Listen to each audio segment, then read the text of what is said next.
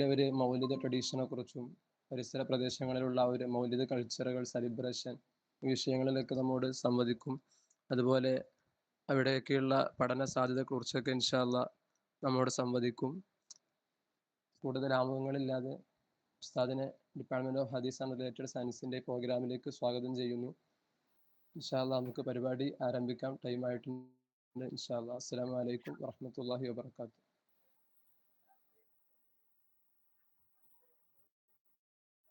السلام عليكم ورحمة الله تعالى وبركاته. أعوذ بالله من الشيطان الرجيم. بسم الله الرحمن الرحيم. الحمد لله رب العالمين. الصلاة والسلام على أفضل رسول الله وعلى آله الفائزين برضا الله. أما بعد. പ്രിയപ്പെട്ട വിദ്യാർത്ഥി സുഹൃത്തുക്കളെ, ഉസ്താദുമാരെ, ഏറെ ബഹുമാനം നിറഞ്ഞ എൻ്റെ ശബ്ദം ശ്രവിക്കുന്ന ഉടമല കോളേജിലെ ഉസ്താദുമാർ, ഈ പരിപാടി നടത്തുന്ന പ്രിയപ്പെട്ട വിദ്യാർത്ഥി സംഘടന ഭാരവാഹികൾ, സൗണ്ട് ക്ലിയർ ആണോ? ക്ലിയർ ആണല്ലേ? അൽഹംദുലില്ലാ. നിങ്ങളൊക്കെ കാണാൻ ഒരുപാട് കാലത്തിന് ശേഷം ഒരു വീഡിയോ കോൺഫറൻസിലൂടെ നമ്മുടെ ഉടമല സ്ഥാപനത്തെ നേരിട്ട് കാണാൻ സാധിച്ചതിൽ, അവിടുത്തെ കുട്ടികളെ കാണാൻ സാധിച്ചതിലൊക്കെ വലിയ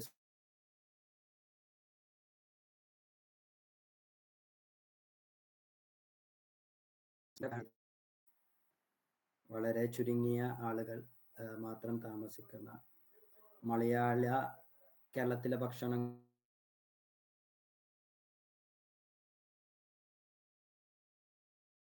കോണ്ടിനെന്റ് കണക്ട് ചെയ്യുന്ന ഇസ്താംബൂൾ എന്ന വലിയ മഹാനഗരത്തിൽ ജീവിക്കുന്നത് കാരണം തന്നെ നമ്മുടെ ദാർലൂദയിൽ നിന്ന് നേടിയിട്ടുള്ള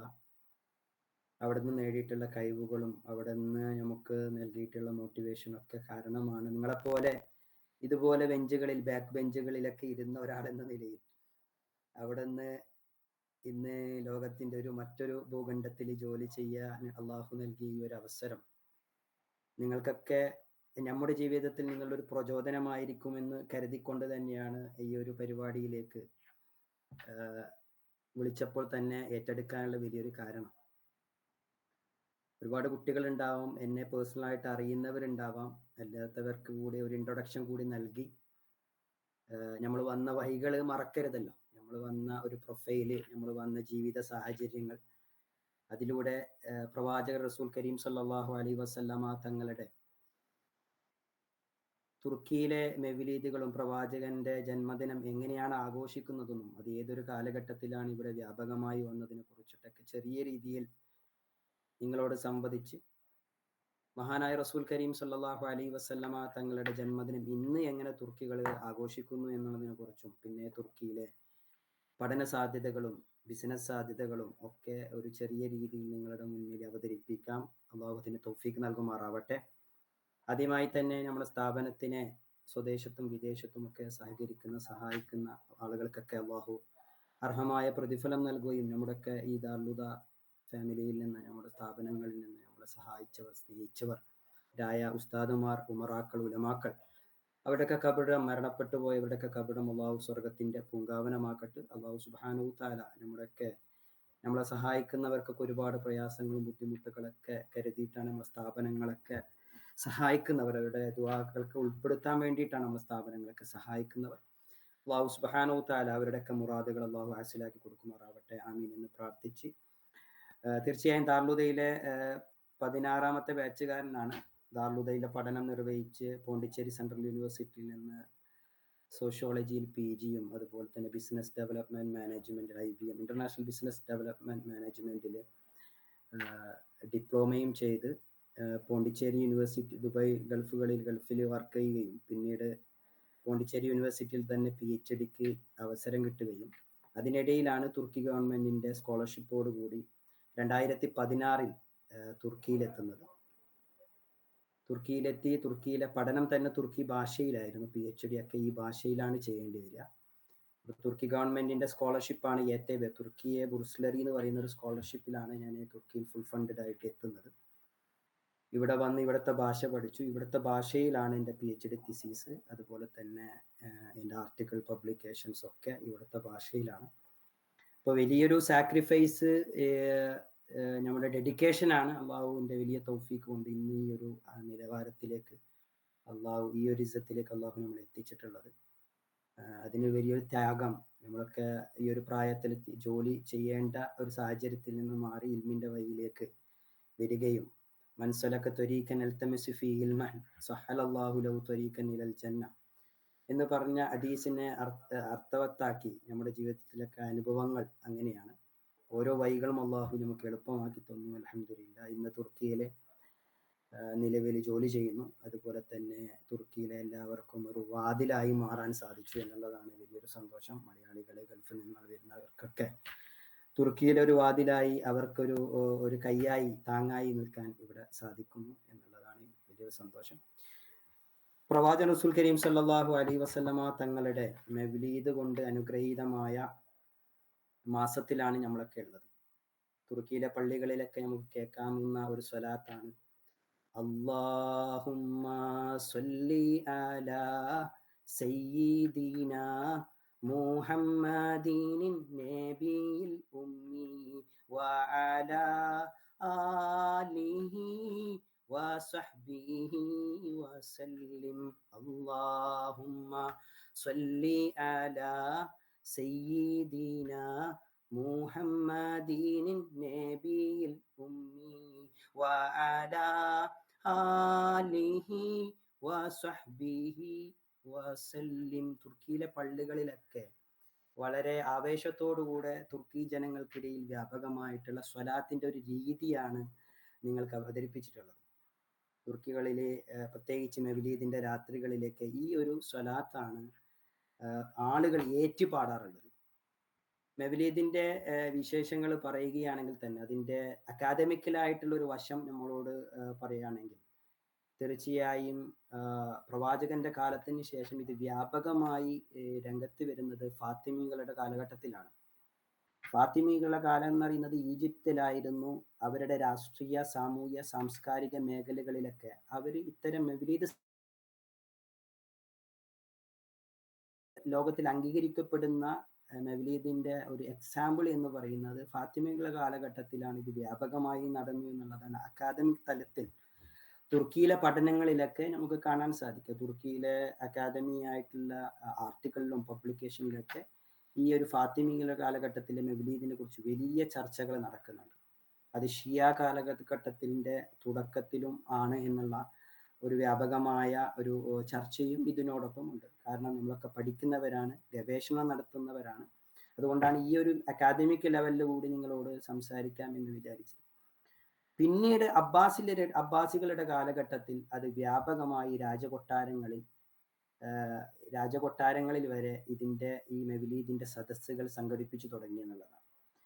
പിന്നീട് എർബീൽ എന്ന് പറയുന്ന പ്രദേശത്ത് അത്തബൈ എന്നുള്ള മുസഫർ ഖാൻ എന്നുള്ള പ്രമുഖനായിരുന്ന 1333 കാലഘട്ടത്തിൽ ജീവിച്ചിരുന്ന അദ്ദേഹത്തിന്റെ കാലഘട്ടത്തിൽ എർബീലിൽ ഇത് വ്യാപകമായി ജനങ്ങൾക്ക് ഇടയിൽ കൂടി പ്രവാചകന്റെ മദ്ഹുകൾ പാടുവാനും പ്രവാചകന്റെ ജന്മദിനം ആഘോഷിക്കുവാനുമുള്ള സംഘടിതമായ നീക്കങ്ങൾ നടന്നു എന്നുള്ളതാണ്. അതിന്റെ വ്യാപകമായി സെൽജുക്കുകളുടെ കാലഘട്ടത്തിൽ, വളരെ ചുരുക്കി നിങ്ങളുടെ ഓരോ കാലഘട്ടങ്ങളിലൂടെയും കടന്നുപോയി നമ്മുടെ ഉസ്മാനികളുടെ കാലഘട്ടത്തിൽ വന്ന് ഇന്ന് തുർക്കികളിലെ മൗലീദിന്റെ രീതികളെ കുറിച്ചിട്ട് നിങ്ങളോട് അവതരിപ്പിക്കാമെന്ന് വിചാരിച്ചു.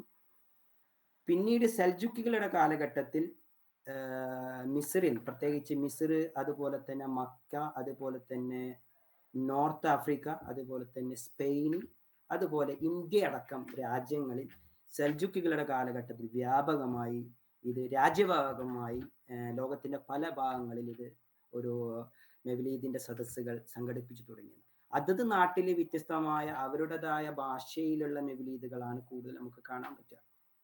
അതിനുശേഷം ഉസ്മാനികളുടെ കാലഘട്ടം 14-ാം നൂറ്റാണ്ടോടുകൂടെ ഉസ്മാനികളുടെ കാലഘട്ടം 15 കാലഘട്ടത്തിനിടയിൽ ഉസ്മാനികളുടെ കാലഘട്ടം വളരെ വ്യാപകമായി, അബ്ബാസികൾക്ക് ശേഷം ഉസ്മാനികളുടെ കാലഘട്ടം വരുന്നു. ഇവരുടെ കാലഘട്ടം വരെ ഈ സദസ്സുകളൊക്കെ ദർഗാഹുകളിൽ അഥവാ മജ്ലിസുകളിലേക്ക് വ്യാപകമായിരുന്ന ഈ ഒരു സിസ്റ്റം, മൗലീദ് രീതികൾ, പാരായണ രീതികൾ കുറച്ചും കൂടി വ്യാപകമായി വലിയ രീതിയിൽ 1448 1512 വരെ വലിയ വ്യാപകമായി ഉസ്മാനികളിലെ ബയാസിദിന്റെ കാലഘട്ടത്തിൽ, ഉസ്മാനി രാജാവായിരുന്ന ബയാസിദ് ബുർസയിലെ ഉലുജാമി പോലുള്ള വലിയ പള്ളികൾ നിർമ്മിച്ചിട്ടുള്ള വലിയ പ്രധാനിയായ ഉസ്മാനി രാജാക്കന്മാരുള്ള ബയാസിദിന്റെ കാലഘട്ടത്തിൽ ഇത് രാജ്യത്തിന്റെ പ്രോട്ടോകോളിന്റെ ഭാഗമായി, ഉസ്മാനികളുടെ കാലഘട്ടത്തിൽ രാജ്യത്തിന്റെ വലിയൊരു പ്രോട്ടോകോളിന്റെ ഭാഗമാകുകയും പ്രത്യേകിച്ച് ഇവരുടെ മൗലീദുകൾ ചൊല്ലിയിരുന്നത് പ്രത്യേകിച്ച് കന്തിൽ എന്ന് പറഞ്ഞാൽ തുർക്കിയിലെ ഗജകളാണ്, ഓരോ രാത്രികളാണ്. ഈ രാത്രി എന്ന് വെച്ചാൽ നമ്മളെ ലൈലത്തുൽ ഖദറിന്റെ രാത്രി, പ്രവാചകന്റെ ബറാഅത്ത് രാത്രി, ഇത്തരം രാത്രികൾക്കൊക്കെയാണ് കന്തിൽ എന്ന് പറയുക. ഈ കന്തിൽ രാത്രികളിലൊക്കെ മൗലീദുകൾ ഓതിത്തുടങ്ങി, പ്രവാചകന്റെ മദ്ഹുകൾ ഓതിത്തുടങ്ങി, അത് പള്ളികളിൽ ഓതിത്തുടങ്ങി. പിന്നീട് ഇതിന്റെ ഈ ഒരു ബയാസിദിന്റെ കാലഘട്ടത്തിൽ വന്ന ഈ ഒരു ചര്യ രാജകൊട്ടാരത്തിൽ നിന്ന് അവരുടെ രാജാവിന്റെ കുട്ടികളുടെ ജന്മദിനത്തിൽ, അതുപോലെ തന്നെ രാജകൊട്ടാരത്തിലെ സുന്നത്ത് കല്യാണങ്ങളിൽ, രാജാവിന്റെ മകളുടെ കല്യാണങ്ങളിൽ, മകന്റെ കല്യാണങ്ങളിൽ, പിന്നീട് അത് ജനങ്ങളിലേക്ക് കൂടി, ഉസ്മാനി രാജ കാലഘട്ടത്തിൽ ജീവിച്ചിരുന്ന ജനങ്ങളിലേക്ക് കൂടി, ഹൽക്കിലേക്ക് കൂടി ഇത് വ്യാപകമായി മാറി എന്നുള്ളതാണ് ഉസ്മാനികളുടെ കാലഘട്ടത്തിൽ വരുന്ന മാറ്റങ്ങൾ. പിന്നീട് 1910 ശേഷം ഉസ്മാനി കാലഘട്ടത്തിന്റെ അവസാന കാലഘട്ടം വരുമ്പോൾ ഇതൊരു രാജ്യത്തിന്റെ നാഷണൽ ആഘോഷമായി മാറുകയും സുലൈമാൻ ജലബി എന്ന് പറയുന്ന അദ്ദേഹത്തിന്റെ പ്രവാചക മദ്ഹിനെ അവതരിപ്പിച്ചുകൊണ്ട് ഉസ്മാനികളിൽ ഒരുപാട് ആലിമീങ്ങൾ, ഒരുപാട് മൗലീദുകൾ എഴുതപ്പെട്ടിട്ടുണ്ട്. അതിൽ ഏറ്റവും പ്രധാനപ്പെട്ട മൗലീദുകൾ എഴുതിയ പ്രധാനിയായിരുന്നു സുലൈമാൻ ജലബി എന്ന് പറയുന്ന ഉസ്മാനികളിൽ ജീവിച്ചിരുന്ന പ്രധാനപ്പെട്ട സൂഫി വര്യനും ആലിമുമായിരുന്ന സുലൈമാൻ ജലബി.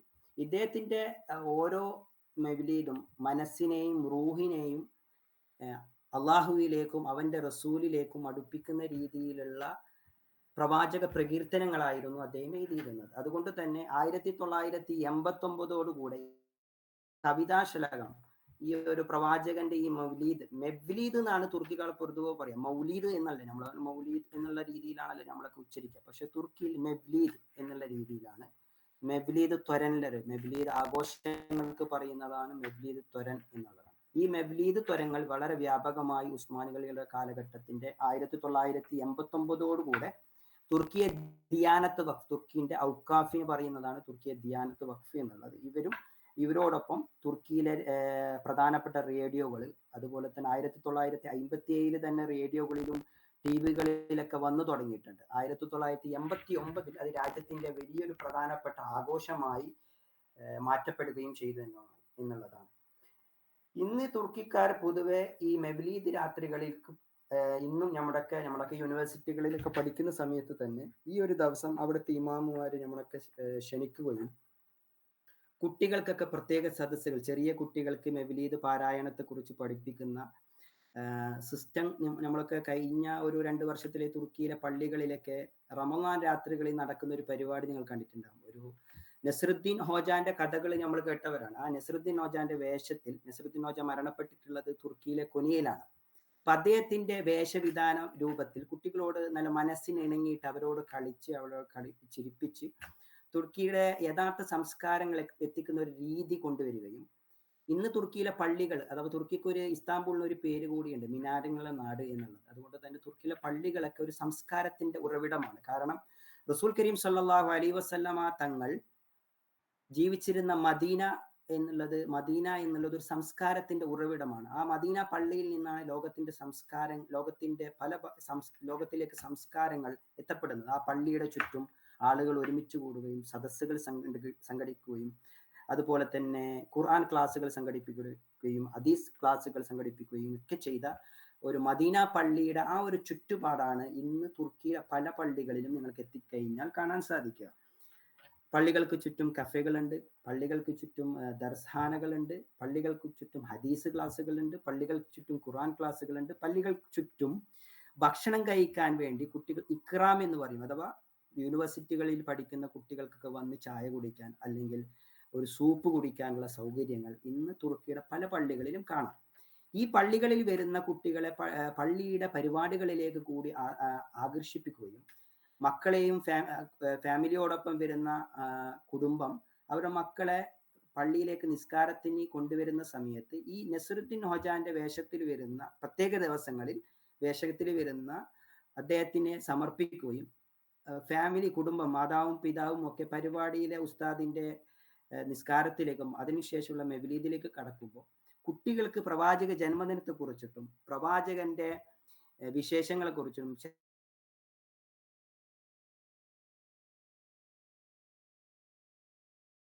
ഒരു ശൈലി നസറുദ്ദീൻ ഹോജാന്റെ വേഷത്തിൽ വന്ന് കൊടുക്കുന്ന ഒരു ശൈലി തുർക്കിയിൽ കാണാം. അഥവാ അത്രയും വളരെ ഓപ്പൺ ആയി കുട്ടികളിലേക്ക് കൂടി പ്രവാചകന്റെ സന്ദേശം ഈ രാത്രികളിൽ, പ്രത്യേക രാത്രികൾ, പ്രത്യേകിച്ച് ഖദർ ഗജസി, ലൈലത്തുൽ ഖദറിന്റെ രാത്രികളിൽ, ബറാഅത്തിന്റെ രാത്രികളിൽ, കൂടാതെ പ്രവാചകന്റെ റബീഉൽ അവ്വലിന്റെ രാത്രികളിലൊക്കെ ഇത് നമുക്ക് വ്യാപകമായി കാണാൻ സാധിക്കും എന്നുള്ളതാണ്. അതുകൊണ്ട് തന്നെ ലോകത്തിന്റെ നാനാഭാഗങ്ങളിൽ നിന്നുള്ള ആളുകൾ തുർക്കിയിൽ റബീഉൽ അവ്വലിന് മാത്രം വരുന്നവർ നമുക്ക് കാണാം. യൂറോപ്പിന്റെ ഒരു കണ്ണിയായത് കൊണ്ട് തന്നെ 2 കവാടങ്ങൾ അഥവാ യൂറോപ്പും ഏഷ്യയും കൂട്ടിയോജിപ്പിക്കുന്ന ബോസ്പറസിന്റെ തീരങ്ങളിൽ ജീവിക്കുന്ന താമസിക്കുന്ന തുർക്കിയിലെ ഒരുവിധം ആളുകൾ, ഏകദേശം 20 മില്യൺ ആളുകൾ തുർക്കിയിലെ ഇസ്താംബൂളിൽ തന്നെ ജീവിക്കുന്നു എന്നുള്ളതാണ്. അതുകൊണ്ട് തന്നെ 1 മണിക്കൂർ ഇവിടുന്ന് 1.5 മണിക്കൂർ യാത്ര ചെയ്താൽ ഗ്രീസ് എത്തും, ഗ്രീസിന്റെ കവാടത്തിൽ എത്തും. ഗ്രീസ്, ബൾഗേറിയ പോലുള്ള രാജ്യങ്ങളിലേക്ക് അവിടെ നിന്നൊക്കെ ആളുകൾ, അതുപോലെ തന്നെ തുർക്കിയിൽ നിന്ന് ഇമിഗ്രേറ്റ് ചെയ്ത് യൂറോപ്പിന്റെ രാജ്യങ്ങളിൽ താമസിക്കുന്ന തുർക്കിക്കാരായ ആളുകൾ, അഥവാ അവിടെ നാഷണാലിറ്റി എടുത്ത് താമസിക്കുന്ന ആളുകൾ പോലും റബീഉൽ അവ്വലിന്റെ മാസമായി കഴിഞ്ഞാൽ തുർക്കിയിലേക്ക് തിരിച്ചു വന്ന് ഈ റബീഉൽ അവ്വലിന്റെ രാത്രികളിലേക്ക് ഇവിടുത്തെ പള്ളികളിൽ പങ്കെടുത്ത് വീണ്ടും യൂറോപ്പിലേക്ക് തിരിച്ചു പോകുന്ന ഒരു സിറ്റുവേഷൻ നമുക്ക് കാണാം. കൂടാതെ തന്നെ തുർക്കിയിലെ പള്ളികളിൽ ഇപ്പൊ സജീവമായിട്ട് കാണുന്ന ഒന്നാണ് ദീനീ പ്രബോധനം എന്നുള്ളത്. ദീനീ പ്രബോധനം ഒരുപാട് രാജ്യങ്ങളിൽ നിന്ന് ആളുകൾ ആണ് തുർക്കി എന്നുള്ളത്. അത് ഇസ്ലാമിക ചരിത്രങ്ങളോടൊപ്പം തന്നെ റോമൻ ചരിത്രങ്ങൾ കൂടി, കോൺസ്റ്റന്റിനോപ്പിളിന്റെ ചരിത്രങ്ങൾ കൂടി പങ്കിടുന്ന ഒരു സ്ഥലമായതുകൊണ്ട് തന്നെ എല്ലാ വിഭാഗം ആളുകൾ ഏറെ ആഘോഷിക്കാനും സന്ദർശിക്കാനും ഒക്കെ ഇഷ്ടപ്പെടുന്ന ഒരു രാജ്യമാണ് തുർക്കി എന്നുള്ളത്. അവിടുത്തെ ഭക്ഷണം, അവിടുത്തെ കൾച്ചർ, അതുപോലെ തന്നെ സംസ്കാരങ്ങൾ ഒക്കെ പഠിക്കാനും ഇവിടുത്തെ ഓട്ടോമാൻസിന്റെ ചരിത്രങ്ങൾ കൂടി പഠിക്കാൻ വേണ്ടി വരുന്ന ആളുകൾ നമുക്ക് കാണാം. സുലൈമാൻ ജലബിയുടെ നഅത്തുകൾ, അദ്ദേഹം എഴുതിയിട്ടുള്ള മെവ്ലീദുകൾ ഞാൻ പറഞ്ഞു വളരെ വ്യാപകമായി ഇവിടെ വന്നു കഴിഞ്ഞു. അതിൽ പെട്ടതാണ് അദ്ദേഹത്തിന്റെ അദ്ദേഹം എഴുതിയ കവിതയുടെ ആദ്യത്തെ വരികൾ നമുക്കൊന്ന് വായിക്കാം. അള്ളാഹദിൻ സിക്രദലിം ഏവല്ലാഹ് വാജിബ് ഒൽദു ജുംലെ ഇഷ്തെഹർ കുല കിംകി അള്ളാഹ് അതിനെ ഓഞ്ച അന എർ ഇഷി കൊലായദർ അള്ളാഹന. അഥവാ അള്ളാഹുവിന്റെ പേരിൽ തുടങ്ങുകയും അള്ളാഹുവിന്റെ പേരിലേക്ക് നമ്മുടെ ഹൃദയത്തെയും നമ്മുടെ വുജൂദിനെയും സമർപ്പിക്കുകയും ആരാണോ അള്ളാഹുവിന്റെ പേരിൽ അവന് എല്ലാ കാര്യങ്ങളും എളുപ്പമാക്കുകയും ചെയ്തു എന്നുള്ള വചനങ്ങളിലൂടെ, അഥവാ ബിസ്മിയും അംദും സലാത്തും ചൊല്ലി ഞാൻ തുടങ്ങുന്നു എന്ന് പറഞ്ഞതുപോലെ അതുപോലുള്ള ഒരു ജുംലയാണ് ഈ ഒരു സുലൈമാൻ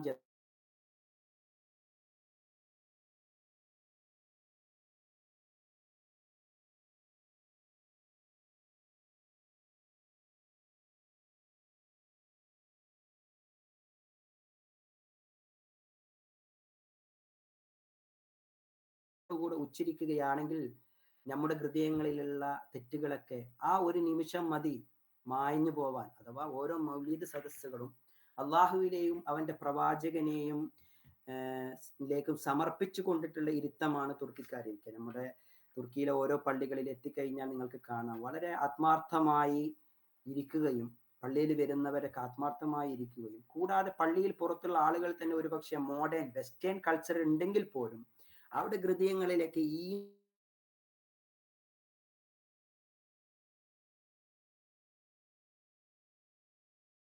എന്നുള്ളതാണ്. ദീനിന്റെ ഒരു കാര്യം വരുമ്പോൾ വളരെ മുന്നിട്ടിറങ്ങി അതിനു വേണ്ടി പ്രവർത്തിക്കുന്ന ആളുകളാണ് തുർക്കിയിലെ 99% ആളുകൾ. കാരണം പേര് കൊണ്ട് ചിലർ പ്രാക്ടിക്കലായിട്ട് ചിലപ്പോൾ ഇസ്ലാമിന്റെ കോലങ്ങളിലോ വേഷങ്ങളിലോ ചിലപ്പോൾ നമുക്ക് കണ്ടെന്ന് വരില്ല. പക്ഷെ തീർച്ചയായും ഇസ്ലാമിന്റെ യഥാർത്ഥ അടയാളങ്ങളിലേക്ക്, യഥാർത്ഥ ഈമാനിന്റെ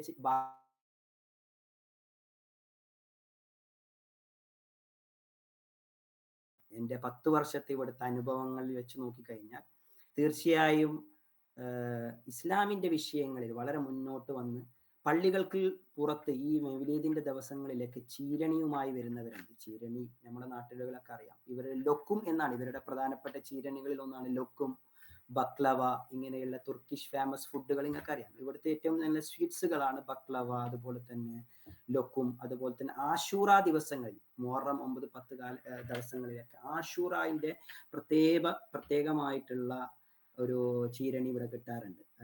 പലതരം ഫ്രൂട്ട്സുകളൊക്കെ വെച്ച് അതിലെ ഒരു കുറുക്കി ചെയ്യുന്ന ആശൂറായിന്റെ പ്രത്യേക ഭക്ഷണങ്ങൾ കൂടി നമുക്ക് ഈ ഒരു മെവലീദിന്റെ ദിവസങ്ങളിൽ കാണാൻ പറ്റും എന്നുള്ളതാണ്. അത് എല്ലായിടത്തുമില്ല, വ്യാപകമായി ആശൂറായിന്റെ ദിവസമാണെങ്കിലും ചില പള്ളികളിൽ ഈ ആശൂറായിന്റെ അതേ ഭക്ഷണം നമുക്ക് എന്തായാലും കാണാൻ പറ്റും, മെവലീദിന്റെ ദിവസങ്ങളിൽ കൂടി കാണാൻ പറ്റും. പിന്നീട് ലൊക്കും അതുപോലെ തന്നെ ബക്ലവകൾ നമുക്ക് കാണാൻ പറ്റും. പിന്നെ അന്നത്തെ ദിവസം തുർക്കിയിലെ പ്രധാനപ്പെട്ട പള്ളികളായിട്ടുള്ള ബ്ലൂ മോസ്ക്, അഥവാ നമ്മളൊക്കെ അറിയുന്ന ബ്ലൂ മോസ്ക് എന്നാണ് നമ്മൾ ലോകത്തിന്റെ നാനാഭാഗങ്ങൾ അറിയപ്പെടുന്നുണ്ടെങ്കിലും തുർക്കിക്കാർക്കിടയിൽ അറിയപ്പെടുന്നത് സുൽത്താൻ അഹമ്മദിന്റെ പള്ളി എന്നാണ്. സുൽത്താൻ അഹമ്മദാണ് ഈ പള്ളി ഉണ്ടാക്കുന്നത്, ബ്ലൂ മോസ്ക്. അദ്ദേഹത്തിന്റെ പേരിലാണ് ഈ ബ്ലൂ മോസ്ക് അറിയപ്പെടുന്നതും ആ പരിസരം അറിയപ്പെടുന്നതും. 1609 ഉണ്ടാക്കി 1619 ഇതാണ് ഇതിന്റെ നിർമ്മാണം പൂർത്തീകരിക്കുന്നത്.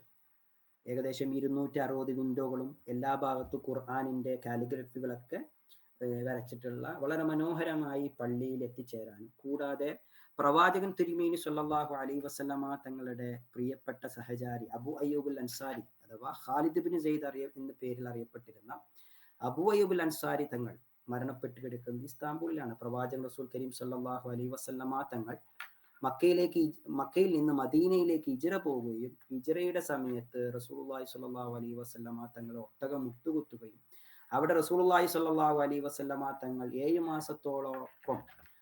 മാസത്തോളം ഖാലിദ് ബിൻ സെയ്ദ് അഥവാ അബു അയ്യൂബ് അൻസാരി തങ്ങളുടെ വീട്ടിൽ താമസിക്കുകയും ചെയ്തു എന്നുള്ളതാണ് ചരിത്രം. ഈ ചരിത്രത്തിന്റെ പശ്ചാത്തലത്തിൽ തന്നെ നോക്കിയാൽ അബു അയ്യൂബ് അൻസാരി തങ്ങൾ റസൂലുള്ളാഹി തങ്ങൾ പള്ളിയിൽ ഇല്ലാത്ത നേരത്ത് പോലും അബൂബക്കർ സിദ്ദീഖ് റളിയല്ലാഹു അൻഹു, ഉമർ റളിയല്ലാഹു അൻഹു, ഉസ്മാൻ റളിയല്ലാഹു അൻഹു, അലി റളിയല്ലാഹു അൻഹു പോലുള്ള പ്രഗൽഭരായ സഹാബാക്കൾ ഖാലിദ് ബിൻ സെയ്ദ് റളിയല്ലാഹു അൻഹുവിനെയായിരുന്നു ഇമാമത്തിന് നിർത്തിയിരുന്നത്. ആ ഖാലിദ് ബിൻ സെയ്ദ് റളിയല്ലാഹു അൻഹു പ്രവാചകന്റെ മരണശേഷം ഇസ്താംബൂളിലെ കോൺസ്റ്റന്റിനോപ്പിൾ കീഴടക്കാൻ വരികയും കീഴടക്കുന്നതിനിടയിൽ വരുന്ന സമയത്ത് വന്ന് ഇസ്താംബൂളിന്റെ കോൺസ്റ്റന്റിനോപ്പിളിന്റെ തൊട്ട് അതിർത്തികളിൽ മരണപ്പെടുകയും ചെയ്തു. അയ്യൂബി എന്നാണ് ഇന്ന് ആ ഒരു പ്രദേശത്തെ അറിയപ്പെടുന്നത്. അയ്യൂബ് ഡിസ്ട്രിക്ട്, ഒരു ജില്ലയെ തന്നെ അയ്യൂബ് എന്നാണ് അറിയപ്പെടുന്നത്. അവിടെയാണ് മഹാനായ അബു അയ്യൂബ് അൽ അൻസാരി തങ്ങൾ മരണപ്പെട്ട് കിടക്കുന്നത്. അബു അയ്യൂബ് അൽ അൻസാരി തങ്ങൾ മാത്രമല്ല, കൂടെ വന്നിരുന്ന ഏകദേശം 9, 10, 12ഓളം 20ഓളം സഹാബാക്കൾ, അൻസാരികളായ സഹാബാക്കൾ മരണപ്പെട്ട് കിടക്കുന്നു എന്നുള്ളതാണ് അഭിപ്രായങ്ങൾ. എന്നിരുന്നാലും ഏകദേശം 10ഓളം സഹാബാക്കളുടെ ഖബർ ഇന്ന് ഇവിടെ വന്നു കഴിഞ്ഞാൽ നിങ്ങൾക്ക് സിയാറത്ത് ചെയ്യാൻ സാധിക്കും എന്നുള്ളതാണ് അൻസാരികളുടെ. ഈ അൻസാരികളായ പ്രമുഖരായ അബു അയ്യൂബ് അൻസാരി തങ്ങളെ മഖാം ഇവിടെ കണ്ടെത്തുന്നത് മഹാനായ ഫാത്തിയാണ്. മുഹമ്മദ് ബിൻ അൽ ഫാത്തി കോൺസ്റ്റന്റിനോപ്പിൾ കീഴടക്കിയ, അഥവാ നമ്മളൊക്കെ അറബിയിൽ കുസ്തുന്തൂനിയ എന്ന് പറയുന്ന പ്രദേശമാണ് ഇസ്താംബുൾ. കോൺസ്റ്റന്റിനോപ്പിൾ 3 ഭാഗത്ത് കടൽ, ഒരു ഭാഗത്തിലൂടെ മാത്രം കരയുള്ളത്, അഥവാ ഗ്രീസിന്റെ ഭാഗത്തിലൂടെ കരയുള്ള ആ ഭാഗത്തിലൂടെ കടന്നു വന്ന് ബുർസ എന്നുള്ള ഭാഗമാണ് ആദ്യത്തെ ക്യാപിറ്റൽ ഉസ്മാൻ ഗാസി ഉണ്ടാക്കിയത്. അത് ഇവരുടെ ഈ ഓട്ടോമാനിന്റെ ആദ്യത്തെ തുടക്കം വരുന്നത് എർത്തുറൂളിന്റെ ഉപ്പയിൽ നിന്ന് വന്ന് സുലൈമാൻ ഷായിൽ നിന്ന് വന്ന് എർത്തുറൂളിലേക്ക് എത്തി, എർത്തുറൂളിൽ നിന്ന് തന്റെ മകനായ ഉസ്മാനിലേക്ക് എത്തി, ഉസ്മാനിൽ നിന്ന് ഉർഹാനിലേക്ക് എത്തി, ഉർഹാനിലൂടെ സൽത്തനത്ത് അഥവാ കൈ ബേ എന്നുള്ള സിസ്റ്റം, ബേയ് സിസ്റ്റത്തിൽ നിന്ന് സുൽത്താൻ എന്നുള്ള സിസ്റ്റത്തിലേക്ക്, സുൽത്താൻ മുറാദ് മുതൽ സുൽത്താൻ അഹമ്മദിലേക്ക് എത്തുകയും ഫാത്തി സുൽത്താൻ അഹമ്മദ് എന്ന് പറയപ്പെടുന്ന സൂഫി വര്യനായ രാജാവിലേക്ക് 1453 കോൺസ്റ്റന്റിനോപ്പിൾ കീഴടക്കുകയും ആ കീഴടക്കാൻ വേണ്ടി അദ്ദേഹം ചെയ്തിട്ടുള്ള ത്യാഗങ്ങൾ, അദ്ദേഹം കണ്ട അഥവാ ഈ ഒരു കീഴടക്കാൻ വേണ്ടിയിട്ടുള്ള ഏറ്റവും വലിയ ചുക്കാൻ പിടിച്ചത് റസൂലുള്ളാഹി സ്വല്ലല്ലാഹു അലൈഹി വസല്ലമ തങ്ങളിലെ ഹദീസ് കേട്ട് വന്നിരുന്ന അബൂ അയ്യൂബുൽ അൻസാരി തങ്ങളിൽ നിന്ന് പ്രചോദനം ഉൾക്കൊണ്ടുകൊണ്ടാണ്. അതുകൊണ്ട് തന്നെ റസൂലുള്ളാഹിന്റെ ഹദീസ് നമുക്ക് കാണാം, ലതുഫ്തഹന്നൽ ഖുസ്തുൻതൂനിയ, ഒരു നാൾ കോൺസ്റ്റന്റിനോപ്പിൾ കീഴടക്കും, വല നിഅമൽ അമീറു അമീറു, ആ കീഴടക്കുന്ന രാജാവ് എത്ര ഭാഗ്യവാൻ, വലി നിഅമൽ ജയ്സ് ദാലികൽ ജയ്സ്, അഥവാ അതിൽ പങ്കെടുക്കുന്ന സൈനികർ എത്ര സൗഭാഗ്യം കിട്ടിയവർ എന്ന അർത്ഥം വരുന്ന ഹദീസിനെ ഉൾക്കൊണ്ടുകൊണ്ട് വന്ന സുഹാബിയാണ് അബൂ അയ്യൂബുൽ അൻസാരി തങ്ങളും അവരോട് കൂടെ വന്നിട്ടുള്ള മഹാന്മാരായ അൻസാരികളും. ഈ ഒരു പ്രചോദനം മനസ്സിൽ ഉറപ്പിച്ച് ഒരു നാൾ ഞങ്ങൾ കോൺസ്റ്റന്റിനോപ്പിൾ കീഴടക്കുമെന്ന ദൗത്യത്തിലേക്ക് കടന്നു വന്ന മഹാന്മാരായിട്ടുള്ള ഉസ്മാനി നേതാക്കന്മാർ അഥവാ സുലൈമാൻ ഷാ, ഇവർക്കൊക്കെ എന്തുണ്ട്, ഒരു ആത്മീയമായിട്ടുള്ള ഒരു കണക്ട് ഉണ്ട്. അന്ന് കാലഘട്ടങ്ങളിലൊക്കെ ഒരു സൂഫി ടച്ച് കൂടി ഇതിന്റെ പിന്നിലുണ്ട്. ഇവർക്ക് സപ്പോർട്ട് നൽകിയത് ഒരു ആത്മീയ വശങ്ങൾ കൂടിയുണ്ട്. അഥവാ സൂഫിയാക്കളായ മഹാന്മാരായ പണ്ഡിതന്മാർ കൂടി ഇവർക്ക് സപ്പോർട്ട് ചെയ്തിരുന്നു. ഈ സപ്പോർട്ടോടുകൂടി ഉസ്മാൻ ഗാസിയിലേക്ക് എത്തുകയും ഉസ്മാൻ ഗാസിയിൽ നിന്ന് ഉറാൻ ഗാസിയിലെത്തുകയും പിന്നീട് അത് ഫാത്തിഹ് സുൽത്താൻ മുഹമ്മദിലേക്ക് എത്തുന്ന സമയത്ത് അദ്ദേഹത്തിന്റെ ദീർഘവീക്ഷണവും അദ്ദേഹത്തിന്റെ സമർപ്പണവും കൊണ്ട് കോൺസ്റ്റന്റിനോപ്പിൾ കീഴടക്കുന്നു എന്നുള്ളതാണ്. അതിന് ഒരുപാട് ചർച്ചകളും സംവാദങ്ങളും നടക്കുന്ന ഒരു വിഷയമാണ്. അപ്പൊ കൂടുതൽ ഒരു കാലഘട്ടത്തിൽ AD 573 ആഗിയ സോഫിയ എന്നുള്ള ജസ്റ്റിൻ ഒന്നാമൻ എന്ന് പറയുന്ന ഓർത്തഡോക്സ് കാലഘട്ടത്തിൽ ഓർത്തഡോക്സിന്റെ ജീവിത ശൈലിയിലൊക്കെ ജീവിച്ചിരുന്ന ജസ്റ്റിൻ ഒന്നാമൻ എന്നുള്ള ആളുകളുടെ രാജാവിന്റെ കാലഘട്ടത്തിലാണ് ഈ ആയാ സോഫിയ നിർമ്മിക്കപ്പെടുന്നത്. അതിനു മുമ്പ് തന്നെയുണ്ട്, പക്ഷെ അതിന്റെ മാറ്റങ്ങളൊക്കെ കൊണ്ടുവന്നത് AD 573 ഈ ജസ്റ്റിൻ അഥവാ ഇതിന് ശേഷം 1000 വർഷങ്ങൾക്ക് ശേഷമാണ് 1453 കോൺസ്റ്റന്റിനോപ്പിൾ കീഴടക്കുന്നത് തന്നെ. പ്രവാചകൻ വന്നു, പ്രവാചകൻ റസൂൽ കരീം സല്ലല്ലാഹു അലൈഹി വസല്ലമ ഒരു ഹദീസ് പറഞ്ഞു. ഈ ഹദീസിലൂടെ പറയുന്നു, ഒരു കാലത്ത് നിങ്ങൾ റോം കീഴടക്കും, കുസ്തുന്തൂനിയ കോൺസ്റ്റന്റിനോപ്പിൾ കീഴടക്കും, ആ കീഴടക്കുന്ന രാജാവ് എത്ര ഭാഗ്യവാൻ. പക്ഷെ ഇതിന് ഭാഗ്യം കിട്ടുന്നത് 1453 ഒട്ടോമാൻ സുൽത്താൻ ആയിട്ടുള്ള ഫാത്തിഹ് സുൽത്താൻ മുഹമ്മദിനാണ് അതിന് ഭാഗ്യം കിട്ടുന്നത്. അദ്ദേഹം കീഴടക്കുന്ന സമയത്തിന് മുമ്പ് തന്നെ അദ്ദേഹം കോൺസ്റ്റന്റിനോപ്പിൾ കത്തുകളിൽ എഴുതുന്നുണ്ട്, നിങ്ങൾക്ക് കീഴടങ്ങുകയാണെങ്കിൽ ഞാൻ നിങ്ങളിലേക്ക് ആക്രമിക്കുകയില്ല. അങ്ങനെ 3 പ്രാവശ്യം അദ്ദേഹം കോൺസ്റ്റന്റിനോപ്പിൾ കത്തുകളിൽ എഴുതുന്നു, അവരെ ക്ഷണിക്കുന്നു ഇസ്ലാമിലേക്ക്. അതിനുശേഷമാണ് യുദ്ധത്തിലേക്ക് കടക്കുന്നതും കോൺസ്റ്റന്റിനോപ്പിൾ കീഴടക്കുന്നതും ഒക്കെ. ഇത് ഉസ്മാനികളുടെ ചരിത്രം ഒരു ചുരുക്കി പറഞ്ഞതാണ്. ഞാൻ നിങ്ങൾക്ക് കൂടി ഈ ഒരു ചരിത്രത്തിന്റെ ഭാഗവാന്മാരാവണം, ഇത് പഠിക്കണം. നിങ്ങൾ നമ്മുടെയൊക്കെ ദാറുൽ ചരിത്ര പാഠപുസ്തകങ്ങളിലൊക്കെ ഇതിന്റെ ഭാഗങ്ങൾ നമുക്ക് കാണാം. പക്ഷെ യഥാർത്ഥത്തിൽ നമ്മൾ ആ പഠിക്കുന്നതും നമ്മൾ ഇവിടെ വന്ന് കാണുന്നതും ഉള്ള ഒരു യഥാർത്ഥത്തിൽ ആ ഒരു സ്പിരിറ്റോട് കൂടെ ഇവിടെ വന്ന് കാണുമ്പോൾ ഒരുപാട് അനുഭവങ്ങൾ നമുക്ക് കിട്ടാനും നേരിട്ടറിയാനും ആ ഉസ്മാനി ചരിത്രങ്ങളൊക്കെ പഠിക്കാനൊക്കെ നമുക്ക് സാധിക്കും. അങ്ങനെ 1453 ശേഷം ഇവിടെ വ്യാപകമായി ഫാത്തിഹ് സുൽത്താൻ മുഹമ്മദിന്റെ ചലനങ്ങൾ ഉണ്ടാവുന്നു. അദ്ദേഹം ഈ ആയാ സോഫിയെ വഖഫ് ചെയ്യുന്നു. അങ്ങനെ 1921 വരെ ആഗിയ സോഫിയ എന്നുള്ള ഈ പള്ളി, പ്രത്യേകിച്ച് മൗലീദുകളുടെ സദസ്സുകളുടെ, ആലിമീങ്ങളുടെ സദസ്സുകൾ, അതുപോലെ തന്നെ പഠന സദസ്സുകൾ, ഹദീസ് സദസ്സുകൾ, ഇത് പറയാൻ കാരണം ഈ ആഗിയ സോഫിയയിൽ പോലും വ്യാപകമായി ഈ മൗലീദ് സദസ്സുകൾ നടന്നിരുന്നു എന്നുള്ളതിന് വേണ്ടിയാണ് ഇത്രയും ദീർഘമായി ഞാൻ ഈ ഒരു ചരിത്ര വസ്തുത നിങ്ങളോട് വിവരിച്ചത്. പക്ഷേ അവിടെ തന്നെ അദ്ദേഹം ചെയ്തിട്ടുള്ളത്, ഈ ചരിത്ര ദിവസങ്ങളിലൊക്കെ അവിടെ താമസിക്കുന്ന ഈ ആഗിയ സോഫിയയിലേക്ക് ചുറ്റും താമസിക്കുന്ന, കോൺസ്റ്റന്റിനോപ്പിൾ താമസിക്കുന്ന പല മതസ്ഥരും ഉണ്ടാവും. അഥവാ ക്രിസ്ത്യൻ സമൂഹങ്ങളുണ്ട്, ഓർത്തഡോക്സ് സമൂഹങ്ങളുണ്ട്. എല്ലാവർക്കും മധുര പലഹാരങ്ങൾ നൽകി പ്രവാചകന്റെ ഈ ദിവസത്തെ ആദരിച്ചതായി നമുക്ക് കാണാൻ സാധിക്കും. അതുപോലെ തന്നെ ഇവർക്കൊക്കെ അവരുടെ സ്വാതന്ത്ര്യത്തിന് ജീവിക്കാനുള്ള അവസരങ്ങൾ നൽകുകയും 1920 ഇവിടെ റിപ്പബ്ലിക്കായി മുസ്തഫ കമാൽ അത്താതുർക്ക് വരികയും അദ്ദേഹം എന്ത് ചെയ്തു, ഈ പള്ളിയുടെ വീണ്ടും മ്യൂസിയം ആക്കുകയും 2019 വീണ്ടും ഇത് പള്ളിയാക്കി മാറ്റുകയും ചെയ്തു എന്നുള്ളതാണ് നിലവിലെ സാഹചര്യം. അപ്പൊ ഈ പള്ളികൾ 1953 പോലും അത്താതുർക്കിന്റെ കാലഘട്ടത്തിൽ പോലും പ്രവാചകന്റെ മെവിലീദുകൾ നടന്നിരുന്നു എന്നുള്ളതായിട്ട് നമുക്ക് ജേണലുകളിൽ കാണാൻ പറ്റും, ചരിത്ര ഗവേഷകരുടെ പഠനങ്ങളിൽ കാണാൻ പറ്റും എന്നുള്ളതാണ്. ഈ സുലൈമാൻ ജലബി എഴുതിയത് വസീലത്തുൽ നജാത്ത് എന്നുള്ള ഗ്രന്ഥമാണ്. നിങ്ങളൊക്കെ ശ്രദ്ധിച്ച് ചിലപ്പോൾ പഠിക്കാൻ വേണ്ടി, വസീലത്തുൽ നജാത്ത് എന്നുള്ള ഗ്രന്ഥത്തിലാണ് പ്രവാചകനിലേക്ക് നമ്മുടെ റൂഹിനെ സമർപ്പിക്കുകയും മനസ്സിനെയും ശരീരത്തെയും വിശ്രമിപ്പിക്കുക, അഥവാ അതിനൊരു റിലാക്സേഷൻ കൊടുക്കുക എന്നുള്ള ഒരു വലിയൊരു ലക്ഷ്യത്തോടു കൂടെ ചെയ്തിട്ടുള്ള ഒരു വർക്കാണ്. അത് തീർച്ചയായും നിങ്ങളൊക്കെ ഇവിടെ തുർക്കിയിൽ വരികയാണെങ്കിൽ ഇത്തരം സദസ്സുകൾ നിങ്ങൾ വലിയൊരു റിലാക്സേഷൻ നിങ്ങൾക്ക് കിട്ടും. ഇത്തരം സദസ്സുകളിൽ കോലാഹലങ്ങളില്ലാതെ, വലിയ കോലാഹലങ്ങളില്ലാതെ മനസ്സിനെയും ശരീരത്തിനെയും ഏകീകരിക്കുന്നതിൽ ഇത്തരം മെബിലീദുകൾ വളരെ വലിയ ചലനങ്ങൾ സൃഷ്ടിച്ചിട്ടുണ്ട് എന്നുള്ളതാണ്. അതുകൊണ്ട് തന്നെ അബു അയ്യൂബ് അൻസാരി തങ്ങളുടെ പള്ളികളിൽ അയ്യൂബ് മോസ്കിൽ നിങ്ങൾ തറാവി നിസ്കാരത്തിൽ പങ്കെടുക്കുകയാണെങ്കിൽ തറാവി നിസ്കാരത്തിന്റെ ഓരോ 2 റക്അത്ത് കഴിയുമ്പോഴും 4 റക്അത്ത് കഴിയുമ്പോഴും അല്ലെങ്കിൽ 2ന്റെയും 4ന്റെയും ഇടയിലൊക്കെ പ്രവാചകന്റെ മെബിലീദുകൾ പാരായണം ചെയ്യും.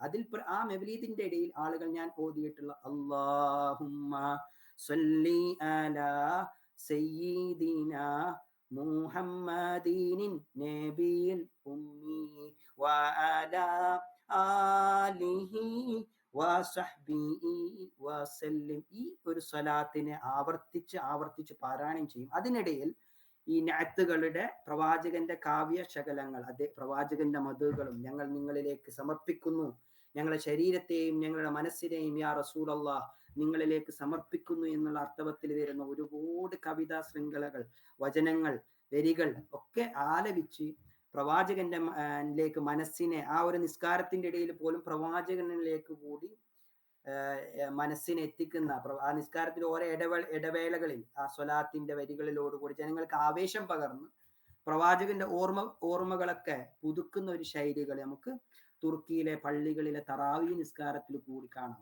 നമ്മളൊക്കെ മെബിലീദുകൾ പാരായണം ചെയ്യുന്നത് ചിലപ്പോൾ ഒരു പക്ഷേ നബിദിനം എന്നതിനപ്പുറം നമ്മുടെ നാട്ടുകളിലൊക്കെ നമുക്ക് കാണാം.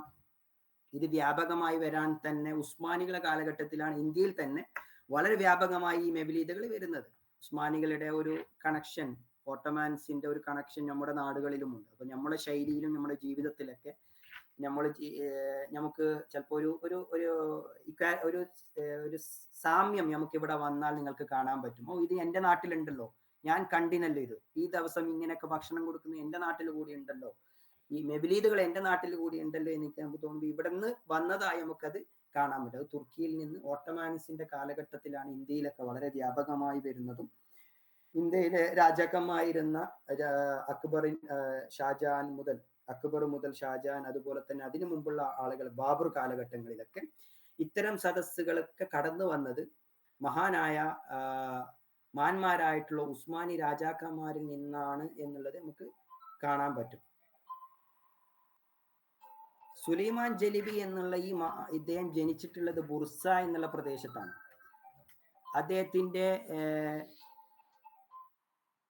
ഏകദേശം 1409 അദ്ദേഹം ഈ മെബിലീദ് എഴുതുന്നു എന്നുള്ളതാണ്. അഥവാ 1351 അദ്ദേഹം തുടങ്ങി, അദ്ദേഹം 1409 ഇത് പൂർത്തീകരിക്കുന്നു എന്നുള്ളതാണ്. സുലൈമാൻ ജലബിനി അഹമ്മദ് പാഷ എന്നുള്ളവരുടെ മകനാണെന്നും അതുപോലെ തന്നെ ഉസ്മാനികളിലെ പ്രധാനപ്പെട്ട ഗാസിമാർ ഖുർആൻ ഗാസിനി സിലാഹ് ഹർക്കദിഷ്, സിലാഹ് എന്ന് വെച്ചാൽ ആയുധത്തിൽ പോരാട്ടത്തിലൊക്കെ ഉയരുന്ന ഫുഷൂൽ ഇക്കം എന്ന് പറയുന്ന ഷർഹ് എഴുതിയിട്ടുള്ള ഷെയ്ഖ് മഹ്മൂദിൻ പേരക്കുട്ടിയാണെന്നും പറയപ്പെടുന്നുണ്ട്. ഈ സുലൈമാൻ ജലബി. അപ്പൊ അദ്ദേഹത്തിന്റെ ഇത് പറയാൻ കാരണം നിങ്ങൾ അദ്ദേഹത്തെ കുറിച്ച് പഠിക്കണം. ആരാണ് സുലൈമാൻ ജലബി എന്നതിനെ കുറിച്ച് പഠിക്കണം. ഇതിനെ കുറിച്ചിട്ട് അദ്ദേഹത്തിന്റെ കവിതകൾ എന്താണെന്ന് പഠിക്കണം. ഫായിലാത്തും ഫായിലി എന്നുള്ള വരികൾ ഉപയോഗിച്ചിട്ടാണ് അദ്ദേഹം ഈ ഒരു കവിതാ ശൃംഖല, ഞാൻ ആദ്യം നിങ്ങളോട് പറഞ്ഞിട്ടുള്ള അള്ളാഹ് എന്നുള്ള ഈ ഒരു കവിതാ ശൃംഖല അദ്ദേഹം അള്ളാഹൻ അതിൻ സിക്രദലിം അവ്വല വാജിബുൽ ദുജുംല ഇഷ്തേർകുല എന്നുള്ളതൊക്കെ എഴുതിയിട്ടുള്ളത് നമുക്ക് കാണാം. പിന്നീട് അദ്ദേഹം പറയുന്നുണ്ട് കരീം ദിർ റഹീം ദിർ ഓ ഇലാഹിമിസ്, കരീം ദിർ റഹീമിസ് ഓ ഇലാഹിമിസ് ബിസെ റഹ്മത് കില യുജഷാഹിമിസ്. വളരെ നമ്മൾ അറബിയിൽ നിന്നും പേർഷ്യയിൽ നിന്നും ഭാഷകളിൽ നിന്നൊക്കെ വന്നിട്ടുള്ള വാക്കുകളാണിത്. കരീം ദിർ അറബിയാണല്ലോ, റഹീം ദിർ അഥവാ അള്ളാഹു റഹീമാണ്. ഓ ഇലാഹിമിസ്, അവൻ നമ്മളുടെ ഇലാഹാണ്. ബിസ റഹ്മത്ത് കില യുജഷാഹിം, ഞങ്ങൾക്ക് നീ റഹ്മത്ത് ചെയ്യൂ. യുജഷാഹിമിസ് അഅല സുബ്ഹാന റബ്ബിയൽ അഅല എന്നുള്ള അർത്ഥത്തിൽ എഴുതുന്ന യുജഷാഹിമിസ് വാർലീന ബിർലീന ഷക്യോക്തുർ നെയാസ്കി ഉച്ച് തൻറിദിയാൻ പെക് ചോക്തുർ. അഥവാ ഇവിടെ കുഫ്രിയത്തിന്റെ വിശേഷങ്ങൾ കൂടി പറഞ്ഞിട്ടാണ് അദ്ദേഹം ഈ തുടക്കത്തിൽ തന്നെ പാരായണം ചെയ്തു എന്നുള്ളത്.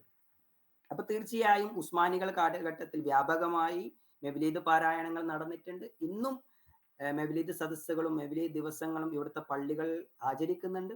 കുട്ടികളെയും അതുപോലെ തന്നെ പ്രായമായവരൊക്കെ സംഘടിക്കുന്ന ഈ മെവ്ലീദ് സദസ്സുകൾക്ക് വേണ്ടി ലോകത്തിന്റെ പല നാടുകളിൽ നിന്ന് ആളുകൾ വന്ന് ഇവിടെ പള്ളികളിൽ സദസ്സുകൾ നടത്തുന്നുണ്ട്.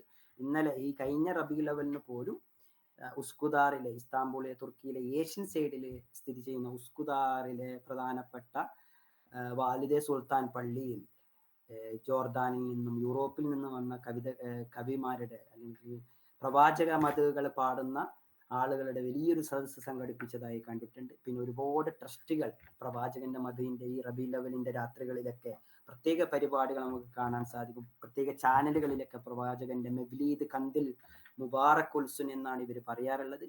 നമ്മൾ നബിദിന ആശംസകൾ എന്ന് പറയുന്നത് പോലെ ഇവർ മെവ്ലീദ് കന്തിൽ മുബാറക് ഉൽസുൻ അഥവാ നബിദിന നന്മകൾ നേരുന്നു എന്നുള്ള അർത്ഥത്തിൽ വരുന്ന ഈ പദങ്ങൾ ഇവർ ഉപയോഗിക്കുന്നു. എല്ലാവരും എനിക്ക് മെസ്സേജ് ഇടാറുള്ളത് അങ്ങനെ തന്നെയാണ്, മെവ്ലീദ് കന്തിൽ മുബാറക് ഉൽസുൻ. അപ്പൊ നിങ്ങൾക്ക് എല്ലാവർക്കും എന്റെ മെവ്ലീദ് കന്തിൽ മുബാറക് ഉൽസുൻ നിങ്ങളോട് പറയാണ്. ഇൻഷാ അല്ലാഹ് ഇനി തുർക്കിയിലെ പഠനങ്ങളിലേക്ക് നിങ്ങൾക്ക് ഈ മെവ്ലീദിനെ കുറിച്ചിട്ടുള്ള എന്തെങ്കിലും സംശയങ്ങൾ ഉണ്ടെങ്കിൽ ചോദിക്കാം. അതിനിടയിൽ പഠനത്തെ കുറിച്ചിട്ടുള്ള നിങ്ങൾ ആശങ്കകൾ ഉണ്ടെങ്കിൽ അതിനെക്കുറിച്ച് വിശദീകരിക്കാം. ആർക്കെങ്കിലും ചോദ്യങ്ങൾ ഉണ്ടെങ്കിൽ ഇതിൽ പറയാം, അതിനനുസരിച്ചിട്ട് മറുപടി പറഞ്ഞ് അവസാനിപ്പിക്കാം ഇൻഷാ അല്ലാഹ്.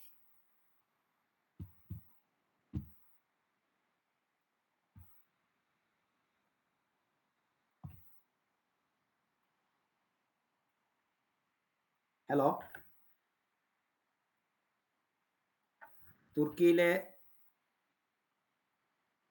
തുർക്കിയിലെ പഠനങ്ങളെ കുറിച്ചിട്ട് ഒരുപാട് ആളുകൾ ഇന്ന് നമ്മളൊക്കെ വരുന്ന സമയത്ത് വളരെ കുറഞ്ഞ ആളുകളായിരുന്നു. തുർക്കിയിൽ 2 രീതിയിൽ നിങ്ങൾക്ക് പഠിക്കാൻ വരാം. അത് 2 സ്കോളർഷിപ്പുകളാണ് ഇവിടെ പ്രൊവൈഡ് ചെയ്യുന്നത്. 2 രീതി സ്കോളർഷിപ്പോട് കൂടി ഇസ്ലാമിക് സ്റ്റഡീസും മറ്റതൊക്കെ വരുന്ന തുർക്കിയെ ബുർസ്ലരി എന്ന് പറയുന്നത് തുർക്കിയെ സ്കോളർഷിപ്പ് എന്നുള്ള ഗവൺമെന്റ് പോർട്ടലുണ്ട്, തുർക്കി ഗവൺമെന്റിന്റെ. ഈ പോർട്ടലിൽ അപേക്ഷിച്ച് തുർക്കി എംബസിയിലാണ്, എംബസിയിൽ നിന്ന് അത് ചെക്ക് ചെയ്ത് വെരിഫിക്കേഷൻ ചെയ്ത് നിങ്ങൾക്ക് മെയിൽ വരികയും നിങ്ങൾ അപ്ലിക്കേഷൻ ചെയ്ത് കഴിഞ്ഞാൽ ഈ അപ്ലിക്കേഷന് മുമ്പ് നിങ്ങൾ നിങ്ങളുടെ മുഴുവനായിട്ടുള്ള ഡീറ്റെയിലുകൾ, എക്സ്ട്രാ കരിക്കുലം ആക്ടിവിറ്റീസുകളൊക്കെ കൊടുത്തു നിങ്ങൾ അത് പെർഫെക്റ്റ് ആയിട്ട് ചെയ്ത് കഴിഞ്ഞാൽ തീർച്ചയായും നിങ്ങൾക്ക് അപ്ലിക്കേഷൻ നിങ്ങളെ അക്സെപ്റ്റ് ചെയ്യും. അതിനുശേഷം നിങ്ങൾക്ക് ഇന്റർവ്യൂ വിളിക്കും. അത് ഡൽഹിയിലോ മുംബൈയിലോ അല്ലെങ്കിൽ ചിലപ്പോൾ ഗൂഗിൾ മീറ്റിലൂടെ സൂമിലൂടെ ഒക്കെ നിങ്ങൾ ഇന്റർവ്യൂ ചെയ്യും. അത് കഴിഞ്ഞാൽ നിങ്ങൾക്ക് വേണ്ടിയിട്ടുള്ള എല്ലാ ഫുൾ ഫണ്ടഡ് ആയിട്ട് ചെയ്യുന്ന ഒരു സ്കോളർഷിപ്പാണ് തുർക്കിയെ. നിങ്ങൾ ഫ്ലൈറ്റ് ടിക്കറ്റ് അടക്കം, നിങ്ങൾക്ക് താമസിക്കാനുള്ള സൗകര്യങ്ങൾ, നിങ്ങൾക്കുള്ള ഇൻഷുറൻസ്, നിങ്ങൾക്കുള്ള ഭക്ഷണം, നിങ്ങൾക്കുള്ള യൂണിവേഴ്സിറ്റി ഫീ, ഇതൊക്കെ പ്രൊവൈഡ് ചെയ്തിരുന്ന ഒരു സിസ്റ്റമാണ് തുർക്കിയെ ബുർസ്ലരി ഏതേവ എന്നുള്ള വലിയ യൂർദിഷ് അക്രബാലാർ തൊപ്ലു എന്ന് പറയുന്ന ഗവൺമെന്റ് കീഴിലുള്ള ഒരു ഡിപ്പാർട്ട്മെന്റ് ആണ്. എഡ്യൂക്കേഷൻ മിനിസ്ട്രിയുടെ കീഴിലുള്ള ഒരു ഡിപ്പാർട്ട്മെന്റ് ആണ്. ഈ ഡിപ്പാർട്ട്മെന്റ് ആണ് വ്യാപകമായി ലോകത്തിന്റെ നാനാഭാഗങ്ങളിൽ നിന്ന് വരുന്ന വിദ്യാർത്ഥികൾക്ക് സ്കോളർഷിപ്പ് കൊടുക്കുന്നത്. ഇന്ത്യൻ ഗവൺമെന്റ് ഒക്കെ അറിയുന്ന ഒരു സ്കോളർഷിപ്പാണ്. കൂടാതെ രണ്ടാമതുള്ളത് തുർക്കിയെ ദിയാനത്ത് ഫക്ക് അഥവാ തുർക്കിയിലെ ഔക്കാഫ് എന്ന് പറയുന്നത് ദിയാനത്ത് എന്നാണ് ഔക്കാഫിന് പറയാം. ദിയാനത്ത് ഫക്ക്, അത് മതകാര്യ വകുപ്പിനെ പറയാ ദിയാനത്ത് വഖഫ് എന്നാണ്. ഈ ദിയാനത്തിന്റെ കീഴിൽ നടക്കുന്ന സ്കോളർഷിപ്പാണ്. അതും ഇതുപോലെ തന്നെയാണ് ഈ സിസ്റ്റം. പിന്നീട് സയൻസ് ഫീൽഡിൽ വരുന്നതാണ് ടുബിറ്റാക് എന്നുള്ള സയൻസ് ടെക്നോളജിക്കലി ആയിട്ട് നിങ്ങൾക്ക് ചെയ്യാൻ പറ്റുന്ന ഒരു സ്കോളർഷിപ്പാണ് ടുബിറ്റാക്. ഈ 3 സ്കോളർഷിപ്പുകളിലാണ് ഞാൻ നിങ്ങളോട് അപേക്ഷിക്കാൻ പറയുക തുർക്കിയിലേക്ക് വരുന്നത്. പിന്നീടുള്ളത് തുർക്കിയിലെ ഒരുപാട് പ്രൈവറ്റ് യൂണിവേഴ്സിറ്റികൾ നിങ്ങൾക്ക് ഒരുപാട് അവസരങ്ങൾ നൽകുന്നുണ്ട്. അതിൽ ഏറ്റവും പ്രധാനപ്പെട്ടതാണ് ഇബ്നു ഖൽദൂൻ യൂണിവേഴ്സിറ്റി, അതുപോലെ തന്നെ നിഷാന്തഷി യൂണിവേഴ്സിറ്റി, അതുപോലെ തന്നെ ഒക്കാൻ യൂണിവേഴ്സിറ്റി, ഹലീജ് യൂണിവേഴ്സിറ്റി, ഇങ്ങനെയുള്ള മെഡിപ്പോൾ യൂണിവേഴ്സിറ്റി മെഡിക്കൽ വിഭാഗത്തിൽ, ഇതൊക്കെ പ്രൈവറ്റ് യൂണിവേഴ്സിറ്റികളാണ്. കൂടാതെ ഗവൺമെന്റ് അപ്രൂവ്ഡ് ആണ്. അതിൽ തന്നെ നിങ്ങൾക്ക് വലിയൊരു ഫണ്ട് കൊടുത്ത് അഥവാ സ്വന്തമായി കഴിവുള്ള ആളുകൾ വന്ന് പഠിക്കുന്ന ഒരു സിറ്റുവേഷൻ. അതുപോലെ തന്നെ ഈ യൂണിവേഴ്സിറ്റികൾ തന്നെ നിങ്ങൾ അവരൊരു ഡിസ്കൗണ്ട് അഥവാ ഒരു സ്കോളർഷിപ്പ് ഇത്ര ശതമാനം നിങ്ങൾക്ക് സ്കോളർഷിപ്പ് കൂടി പ്രൊവൈഡ് ചെയ്യുന്നതായി കാണാം നിങ്ങൾ അപേക്ഷിച്ചത്. പക്ഷെ ചെറിയ ഫണ്ട് അതിൽ അവർ പേയ്മെന്റോട് കൂടിയാണ് ഇത്ര യൂണിവേഴ്സിറ്റികൾ അപ്ലിക്കേഷൻ സ്വീകരിക്കുന്നത് തന്നെ. അപ്പൊ ഇത് പല ഡിപ്പാർട്ട്മെന്റുകളുണ്ട്. ഇസ്ലാമിക് ഹിസ്റ്ററി ഉണ്ട്, സോഷ്യൽ സയൻസ് അഥവാ മൊത്തമായി പറഞ്ഞ സോഷ്യൽ സയൻസ് ഡിപ്പാർട്ട്മെന്റുകളുണ്ട്, എക്കണോമിക് ഡിപ്പാർട്ട്മെന്റുകളുണ്ട്. അപ്പൊ ഇതിനൊക്കെ നമ്മളുടെ ഗ്രൂപ്പുകളുണ്ട്. ഇതിനു വേണ്ടി ട്രൈ ചെയ്യുന്ന കുട്ടികൾക്കൊക്കെ അതിനുള്ള നിർദ്ദേശങ്ങളും അവർക്കുള്ള സംശയങ്ങളൊക്കെ ദൂരീകരിക്കാനുള്ള ഗ്രൂപ്പുകൾ നമ്മൾ ചെയ്യുന്നുണ്ട് നിലവിൽ. ആരെങ്കിലും ബന്ധപ്പെട്ട് കഴിഞ്ഞാൽ ധാർമ്മികതയുടെ പഠനമൊക്കെ കഴിഞ്ഞ് വിദേശത്ത് പഠിക്കാൻ ആഗ്രഹിക്കുന്നവർക്കൊക്കെ ഇത്തരം സംവിധാനങ്ങൾ ഉപയോഗപ്പെടുത്താം. തുർക്കിയിലെ നിലവിലുള്ള സാഹചര്യം എന്ന് പറഞ്ഞാൽ, തുർക്കി എന്ന് പറഞ്ഞാൽ ചൈന കഴിഞ്ഞാൽ വലിയൊരു മാർക്കറ്റാണ് തുർക്കി. വലിയൊരു മാർക്കറ്റാണ് തുർക്കി. ബിസിനസ് സാധ്യതകളും അതുപോലെ തന്നെ എക്സ്പോർട്ട് സാധ്യതകളൊക്കെ ഉള്ള ഒരു വലിയൊരു രാജ്യമാണ് തുർക്കി, ചൈന കഴിഞ്ഞാൽ. പിന്നെ തുർക്കിയിലെ മറ്റൊരു വലിയൊരു ചാലഞ്ച് എന്ന് പറയുന്നത് നിങ്ങൾ തുർക്കി ഭാഷ പഠിക്കണം എന്നുള്ളതാണ്. ഈ ഭാഷ ഇവിടുത്തെ ആളുകൾ ഇംഗ്ലീഷ് സംസാരിക്കുന്നത് വളരെ കുറവാണ്, അറബി സംസാരിക്കുന്നത് വളരെ കുറവാണ്. അതുകൊണ്ട് തന്നെ നിങ്ങൾക്ക് ഏറ്റവും വലിയ ചാലഞ്ച് ഇവിടുത്തെ ഭാഷ പഠിക്കുക. ഇവിടുത്തെ ഭാഷയിൽ PhD ചെയ്ത ഒരാളെന്ന നിലയിൽ വലിയൊരു ചാലഞ്ച് നമ്മൾ ചെയ്തു. ഈ ഭാഷയിൽ ഇന്ത്യയെക്കുറിച്ചിട്ടുള്ള പഠനങ്ങൾ വളരെ കുറവായിരുന്നു. ആ ഒരു സമയത്ത് നമ്മളൊരു ചാലഞ്ച് ഏറ്റെടുത്ത് ഈ ഭാഷയിലെ അക്കാദമിക് അതിൻ്റെ ലിറ്ററേച്ചറൊക്കെ പഠിച്ച് ഇതിൽ PhD ചെയ്യുക എന്നുള്ള വലിയ റിസ്ക് ആയ വിഷയമാണ്. അപ്പോൾ ഈ ഭാഷ ഏറ്റവും പ്രധാനപ്പെട്ടതാണ്. നിങ്ങൾ ഇവിടെ വന്നു കഴിഞ്ഞാൽ ഇവിടുത്തെ കൾച്ചറും ഇവിടുത്തെ ഭാഷയൊക്കെ പഠിക്കണം. അതുപോലെ തന്നെ ഒരുപാട് ആർട്ടിക്കിൾ എഴുതപ്പെട്ടിട്ടുള്ള ഒരു ഭാഷയാണ് ഉസ്മാൻ ലിജ. ഉസ്മാൻ ലിജ ഭാഷയിൽ നിന്നാണ് തുർക്കിഷ് ഭാഷ വരുന്നത്. അതിന്റെ ഒറിജിനൽ അസൽ എന്നുള്ളത് ഉസ്മാൻ ലിജ ഭാഷയാണ്. ഓട്ടോമാൻസ് രാജാക്കന്മാർ ഉപയോഗിച്ചിരുന്ന ഉസ്മാൻ ലിജ ഭാഷ. അതിലൊരുപാട് ഗ്രന്ഥങ്ങളുണ്ട്. അതിൽ പ്രത്യേകിച്ച് നമ്മുടെ മമ്പുറം തങ്ങളുടെ മകൻ ഫസൽ തങ്ങളെ കുറിച്ചിട്ടുള്ള ഒരുപാട് പഠനങ്ങൾ ഉള്ളത് ഉസ്മാനി ഭാഷയിലാണ്. ഈ ഉസ്മാൻ ലിജ ഭാഷയിൽ നിങ്ങൾക്കറിയാം നമ്മുടെ മുസ്തഫ ഉദവി, ഡോക്ടർ മുസ്തഫ ഉദവി തുർക്കിയിലാണ് പഠിച്ചത്. നമ്മുടെ സുഹൃത്താണ്. അദ്ദേഹത്തിന്റെ ഫസൽ തങ്ങളെ കുറിച്ചിട്ടുള്ള പഠനത്തിന് വേണ്ടി നമ്മൾക്ക് ലൈബ്രറിയിലേക്കൊക്കെ, പ്രസിഡൻഷ്യൽ ലൈബ്രറിയിലൊക്കെ പോകാറുണ്ടായിരുന്നു. ആ സമയത്തൊക്കെ ഫസൽ തങ്ങളെ കുറിച്ചിട്ടുള്ള ഒരുപാട് പത്രങ്ങളിലൊക്കെ വാർത്തകളൊക്കെ ഉള്ളത് ഉസ്മാൻ ലിജ ഭാഷയിലാണ്. മഹാനായ മമ്പുറം തങ്ങളുടെ മകനും മഹാനായ മമ്പുറം തങ്ങളുടെ ബ്രിട്ടീഷുകാർക്കെതിരെ പോരാട്ടം നടത്തുകയും അവിടെ നിന്ന് നാട് കയറ്റുകയും പിന്നീട് ഉസ്മാനികളുടെ കൊട്ടാരത്തിൽ ഫസൽ പാഷ എന്ന പേരിൽ അറിയപ്പെട്ട മമ്പുറം തങ്ങളുടെ മകന്റെ ചാരത്തുകൂടിയാണ് നമ്മൾ ജീവിക്കുന്നത്. അത് അള്ളാഹു തന്ന വലിയൊരു അനുഗ്രഹമാണ്. കാരണം മമ്പുറത്തിൽ നിന്ന് വന്ന് തുർക്കിയിലെ മമ്പുറം തങ്ങളുടെ പേരക്കുട്ടി മകന്റെ അടുത്ത് ജീവിക്കുവാനും ഇവിടെ പഠിക്കുവാനും ഇവിടുത്തെ സാമൂഹ്യ സാംസ്കാര മേഖലകളിലേക്ക് ഇടപെടാനൊക്കെ സാധിക്കുക എന്നുള്ളത് നമുക്ക് കിട്ടിയ വലിയൊരു അനുഗ്രഹമായി കാണുന്നു. അപ്പോൾ അദ്ദേഹം ചെയ്തിട്ടുള്ള മഹാനായ ഫസൽ പൂക്കോയ തങ്ങൾ ചെയ്തിട്ടുള്ള ഒരുപാട് സേവനങ്ങൾ ഇവിടെ കാണാം. കൂടാതെ തന്നെ മഹാനായ അത്തിപ്പറ്റ ഉസ്താദിന്റെ ഷെയ്ഖ് അബ്ദുൽ ഖാദർ ഈസാ തങ്ങൾ കൂടി മരണപ്പെട്ടിട്ടുള്ളത് അബു അയ്യൂബ് അൻസാരി തങ്ങളുടെ ചാരത്താണ്. ഇപ്പോൾ രണ്ട് അത്തിപ്പറ്റ ഉസ്താദിൻ വന്നതും ബാദിൻ ഉസ്താദൊക്കെ വന്നിട്ടുള്ള ഒരു സ്ഥലമാണ് ഈ പ്രദേശം. അത്തിപ്പറ്റ ഉസ്താദ് ഇവിടെ സന്ദർശിച്ചിട്ടുണ്ട്. അദ്ദേഹത്തിന്റെ നിലവിലുള്ള അവരുടെ തുരീഖത്തിന്റെ ആളുകൾ തുർക്കിയിലുണ്ട്. ഷെയ്ഖ് മുസ്തഫ പോലുള്ള വലിയ ആലിമ്യങ്ങൾ നിങ്ങൾക്ക് തുർക്കിയിൽ വന്നാൽ നിലവിലും അവരെ കാണാൻ പറ്റും. അപ്പോൾ ആ ഒരു കാലഘട്ടത്തിൽ ജീവിച്ച മഹാന്മാർ കൂടി നിലവിലുണ്ട്.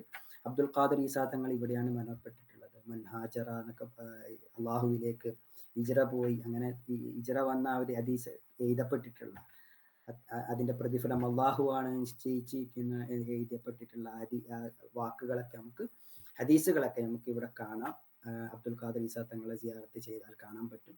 കാരണം അദ്ദേഹം സിറിയയിൽ നിന്ന് പലായനം ചെയ്യുകയും തുർക്കിയിൽ വന്ന് താമസിച്ച് ഇവിടെയാണ് മരണപ്പെടുന്നത് തന്നെ. മക്കയിലും UAE-യിലും ഒക്കെ ജീവിച്ചിരുന്നു. എന്നിരുന്നാലും തുർക്കിയിലാണ് മരണപ്പെടുന്നത്. ഇവിടെ മഹാന്മാരായ അൻസാരിങ്ങളോടൊപ്പം, മഹാന്മാരായ ഉസ്മാനികളിലെ വലിയ മഹാന്മാരോടൊപ്പം മറവ് ചെയ്തിട്ടുള്ള അയ്യൂബ് എന്നുള്ള പ്രദേശത്തിലാണ് മഹാനായ അബ്ദുൽ ഖാദർ ഈസാ തങ്ങളടക്കം മരണപ്പെട്ടിട്ടുള്ളത്. അപ്പൊ തുർക്കിയിൽ അങ്ങനെ ഒരു വലിയൊരു ബന്ധം നമുക്ക് ഉണ്ട് എന്നുള്ളതാണ്.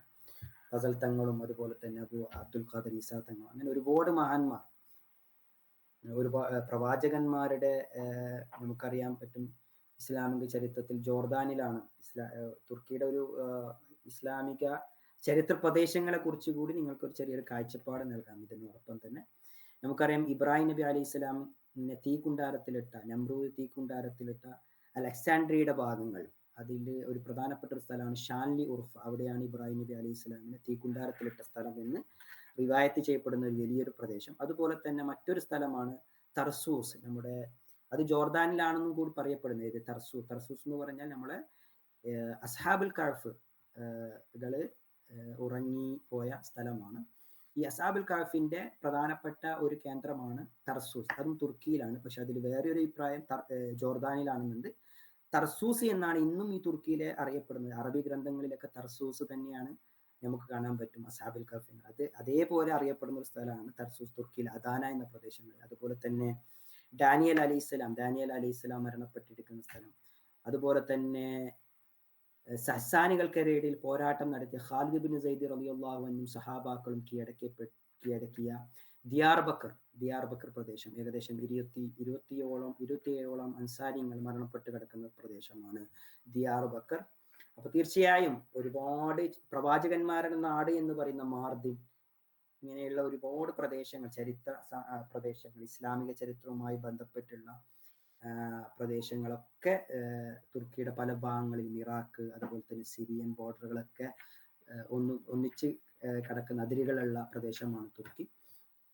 പിന്നീട് ഇസ്താംബൂളും ബുർസയും, ഉസ്മാനി കാലഘട്ടത്തിൽ ചില ബുർസ, പിന്നെ മെവ്ലാന ജലാലുദ്ദീൻ റൂമിയുടെ കൊനിയ പ്രദേശം, ഇമാം തബ്രീസി മരണപ്പെടുന്ന കൊനിയ, അതുപോലെ തന്നെ നസറുദ്ദീൻ ഹോജ മരണപ്പെട്ട് കിടക്കുന്ന കൊനിയ, ഇങ്ങനെ ഒരുപാട് മാന്മാരും മരണപ്പെട്ട് കിടക്കുന്ന പ്രദേശമാണ്. പിന്നെ തുർക്കിയിലെ തന്നെ ആജി വലി, അങ്കാറയിലെ ആജി വലി, ഇവരൊക്കെ മരണപ്പെട്ട് കിടക്കുന്ന പ്രദേശം.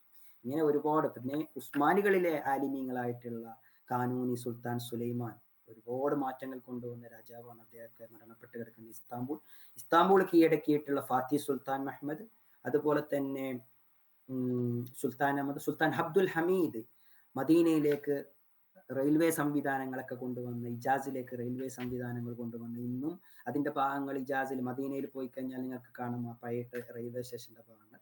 അത് പിന്നീട് തകർക്കപ്പെട്ടതാണ്. അത് തുർക്കിയിലെ ഒട്ടോമൻ സാമ്രാജ്യത്തിന്റെ സുൽത്താനായിരുന്ന സുൽത്താൻ അബ്ദുൽ ഹമീദാണ് ഉണ്ടാക്കിയിട്ടുള്ളത്.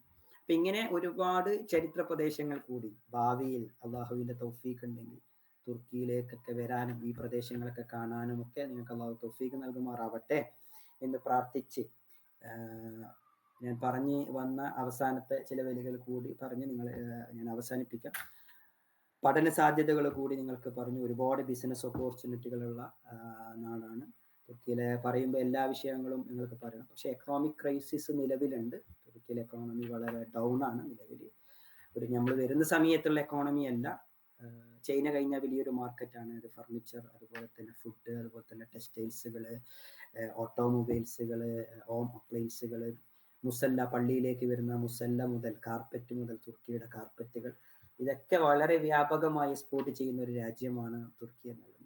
കാരണം ഇവിടെ വന്നപ്പോൾ ഒരാളില്ലാത്തത് കൊണ്ട് ഇത്തരം വിഷയങ്ങളൊക്കെ നമുക്ക് സ്വന്തമായിട്ട് പഠിക്കേണ്ടി വന്നു. പല ആളുകളും ബന്ധപ്പെടുകയും പല ആളുകളെ നമ്മൾ വിളിക്കുകയും പല ആവശ്യത്തിന് ട്രാൻസ്ലേറ്റ് ചെയ്യപ്പെടുകയും, തുർക്കി ചോക്ലേറ്റുകള്, തുർക്കി കുനാഫകള്, തുർക്കി നിങ്ങൾക്കറിയാം തുർക്കി ദൊനർ എന്ന് പറയപ്പെടുന്ന തുർക്കി ഷവർമ, നമ്മുടെ ഭാഷയിൽ ഷവർമ എന്നാണ് നമ്മൾ പറയുക, പക്ഷെ തുർക്കിഷിൽ പറയുക ദൊനർ എന്നാണ്.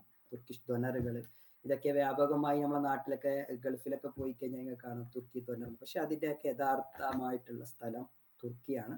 കൂടാതെ ലോകത്തിലെ പല ഭാഗങ്ങൾ അറിയപ്പെടുന്ന പല ഫുഡ് സെലിബ്രിറ്റികളും ഒക്കെ തുർക്കിക്കാരാണ് നമുക്ക് കാണാം. പ്രത്യേകമായിട്ടുള്ള ഇവരുടെ ഫുഡിന്റെ രീതി, പ്രത്യേകിച്ച് ഇവരുടെ ജീവിതത്തെ നമുക്ക് കാണാം. ഒരു വൃത്തി, ഇവരുടെ ഭയങ്കര കൊണ്ടെടുക്കുന്ന ആളുകളാണ്. നമ്മള് വീടാണെങ്കിലും നമ്മളെ വസ്ത്രത്തിനൊക്കെ വളരെ വലിയൊരു സ്റ്റാൻഡേർഡ് ഇവരെപ്പോഴും കീപ്പ് ചെയ്യും. പിന്നെ ആളുകളെ റെസ്പെക്ട് ചെയ്യുന്നതിലും ആളുകളോട് ബഹുമാനിക്കുന്നതിലൊക്കെ വലിയൊരു ഇത് കാണാം. പക്ഷെ ഇസ്താംബൂൾ എന്ന പ്രദേശത്ത് ചിലപ്പോൾ നിങ്ങൾക്ക് അത് മെട്രോപൊളിറ്റൻ സിറ്റിയാണ്, പല സംസ്കാരം, പല ആളുകൾ. പക്ഷെ തുർക്കിയുടെ ഓരോ വില്ലേജുകളിൽ പോയി കഴിഞ്ഞാൽ നിങ്ങൾക്കത് കാണാം. എന്തിനേറെ പറയണം, റമദാൻ മാസങ്ങളിലൊക്കെ എനിക്ക് ഓരോ വീട്ടിലും ആയിരിക്കും ഇഫ്താർ ഉണ്ടാവുക. അഥവാ ഇവിടെ ഒരു വീട്ടിൽ എൻ്റെ ഒരു അനുഭവം, പഠിക്കുന്ന സമയത്ത് ഉണ്ടായ ഒരു അനുഭവം നിങ്ങളോട് പറയാം.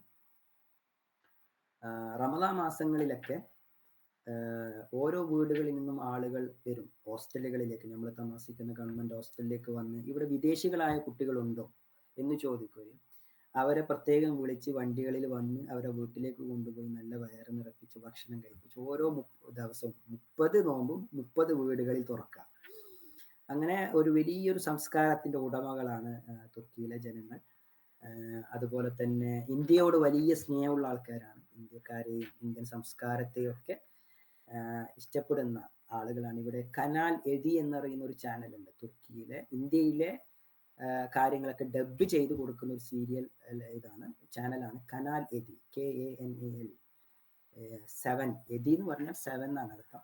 കനാൽ എതി. ഇതിൽ ഇന്ത്യയിലെ വിശേഷങ്ങളും ഇവിടുത്തെ സംസ്കാരങ്ങളൊക്കെ കാണിക്കുന്ന ഒരു ചാനലാണ്. അതുകൊണ്ട് തന്നെ ഇവിടുത്തെ പ്രായമായ ആളുകൾക്കൊക്കെ ഇന്ത്യയെ കുറിച്ച് ചോദിക്കാനും, നിങ്ങൾ ഇന്ത്യക്കാരനാണോ, ഇന്ത്യയെ ഞങ്ങൾക്കറിയാം എന്നൊക്കെ പറയുകയും അവിടുത്തെ സംശയങ്ങളും, കാരണം വീഡിയോയിൽ കാണിക്കുന്നതൊന്നും ശരിയായിക്കൊള്ളുന്നില്ല. ചിലപ്പോൾ നമ്മൾ നോർത്ത് ഇന്ത്യക്കാരനല്ലാത്തത് കൊണ്ട് ചിലപ്പോൾ നമുക്ക് സംശയം, ഇത് നമ്മുടെ നാട്ടിൽ ഇല്ലല്ലോ, ചില സംസ്കാരങ്ങൾ അവർ വീഡിയോയിൽ കാണുന്നതൊക്കെ നമ്മളോട് ചോദിക്കും, അതെന്ത് ഇങ്ങനെ, അങ്ങനെ തന്നെയാണോ, ഇങ്ങനെ തന്നെയാണോ എന്നൊക്കെ നമ്മളോട് ചോദിക്കും. അപ്പൊ ഇത്തരം സംസ്കാരങ്ങളൊക്കെ നമുക്ക് നമ്മളോട് വളരെ ആവശ്യത്തോടു കൂടെ ചോദിക്കുന്നതായി കാണാം. പിന്നെ ഇവരുടെ ഭക്ഷണ രീതി തന്നെ, നമ്മളൊരു ഭക്ഷണത്തിന്, അവരൊരു വീട്ടിലേക്ക് ഒരു ഭക്ഷണത്തിന് ക്ഷണിച്ചു കഴിഞ്ഞാൽ നമ്മൾ അതിന് പ്രിപ്പയർ ആയി പോകണം എന്നുള്ളതാണ്. നമ്മൾ അവിടെ എത്തിക്കഴിഞ്ഞാൽ ഭക്ഷണം കഴിക്കാൻ പറ്റൂല, നമുക്ക് ഇത്ര മതി എന്ന് പറയാൻ പറ്റില്ല. അവരൊരു 3 പ്ലേറ്റും വളരെ ഭംഗിയായിട്ടുള്ള സിസ്റ്റം, ഓരോ പ്ലേറ്റിലും ഇങ്ങനെ ഓരോ ഭക്ഷണം കഴിയുമ്പോൾ കൊണ്ടുവരികയും നിറക്കുകയും വീണ്ടും കൊണ്ടുവരികയും നിറക്കുകയും, അതൊക്കെ കഴിഞ്ഞ് തുർക്കിക്കാർക്കിടയിൽ വളരെ ഫേമസ് ആയിട്ടുള്ള ഒന്നാണ് ഭക്ഷണങ്ങൾ കഴിച്ച് നല്ല മധുര പലഹാരങ്ങളൊക്കെ നൽകുക എന്നുള്ളത്. അതിൽ ഏറ്റവും പ്രധാനപ്പെട്ടവർ ചായ എന്നുള്ളത് പറഞ്ഞ സെമാവർ ചായയാണ് ഇവർ ഉപയോഗിക്കുക. അതിൽ ഏറ്റവും പ്രധാനപ്പെട്ട ഇവരുടെ കൾച്ചറിന്റെ ഭാഗമാണ്. നമ്മുടെ നാട്ടിലുള്ളത് പോലെ ചായ ഉണ്ടാക്കുക എന്നുള്ളത് നമ്മളൊക്കെ വെള്ളത്തിൽ പൊടിയിട്ട് തിളപ്പിക്കലാണ് പതിവ്. ഇവരങ്ങനെയല്ല, ഇവര് അവരുടെ സിസ്റ്റം ഉണ്ട്, 2 ജഗ്ഗുള്ള ഒരു പോഞ്ചായിരിക്കും. ഇതിലെന്ത് ചെയ്യും, മുകളിൽ ചായപ്പൊടി ഇടുക, താഴെ ചൂടുവെള്ളം തിളപ്പിക്കുക. ഈ ചൂടുവെള്ളത്തിന്റെ ആവിയിൽ ഈ ചായപ്പൊടി മെൽട്ടാവും. അങ്ങനെ ഈ ചായ ഇങ്ങനെ കുടിച്ചുകൊണ്ടിരിക്കുക, ചൂടുവെള്ളത്തെ ഒഴിക്കുക, കുറച്ച് ചായ ഒഴിക്കുക. അങ്ങനെയാണ്. നമ്മളെ പോലെ ചായ വെള്ളത്തിൽ തിളപ്പിച്ച് കുടിക്കുന്നവരല്ല. വെള്ളം വേറെ, ചായ വേറെ, ഇത് 2 സെപ്പറേറ്റ് ആണ് സെമാവർ ചായ എന്ന് പറയുക. പിന്നെ നമ്മളൊക്കെ നാട്ടിൽ കാണുന്ന ഒന്നാണ് തുർക്കിയിലെ സൂഫി ഡാൻസ് എന്നുള്ളത്. നമ്മളെ നാട്ടിലൊക്കെ അതിന്റെ ഒരു ശൈലി മാറ്റി എന്നുള്ളതാണ് വലിയ വിഷമം.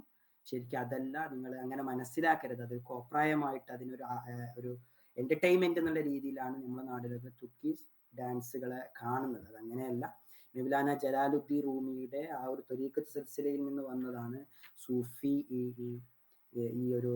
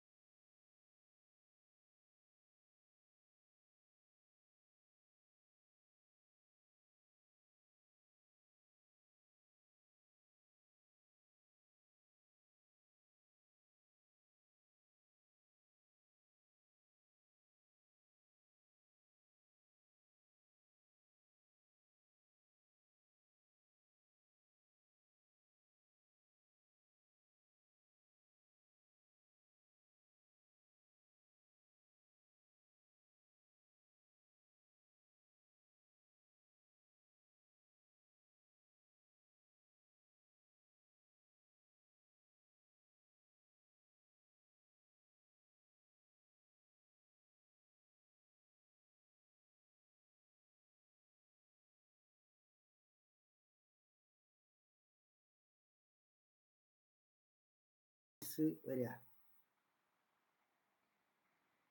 പരിപാടി. അസ്സലാമു അലൈക്കും വറഹ്മത്തുള്ളാഹി.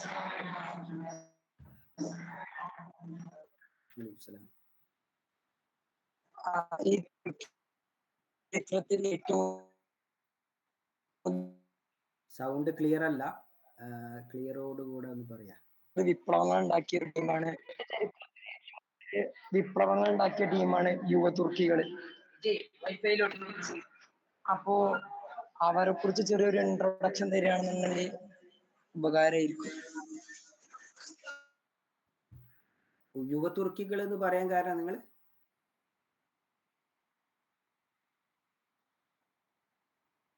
ഏത് കാലഘട്ടമാണ് നിങ്ങൾ ഉദ്ദേശിക്കുന്നത്? ഓട്ടോമാൻസിന്റെ കാലഘട്ടമാണോ? ഉസ്മാനികളുടെ കാലഘട്ടമാണ്. പിന്നെ ഇതിലൊരു സംശയം കുട്ടികൾക്ക് ഉണ്ടാവാം, ഈ ഉസ്മാനികൾ എന്ന് പറയുന്നത് ഉസ്മാൻ റളിയല്ലാഹു അൻഹു ആണോ എന്നുള്ളത്. അങ്ങനെയല്ല. ഉസ്മാൻ എന്നുള്ള അബ്ബാസികൾക്ക് ലേശം ജീവിച്ച ഉസ്മാൻ, സുലൈമാൻ ഗാസിയുടെ എർത്തുറുൽ ഗാസിയുടെ മകനായ ഉസ്മാന്റെ പേരിലാണ് ഈ ഓട്ടമാൻ എന്നുള്ളത് അറിയപ്പെടുന്നത് കേട്ടോ.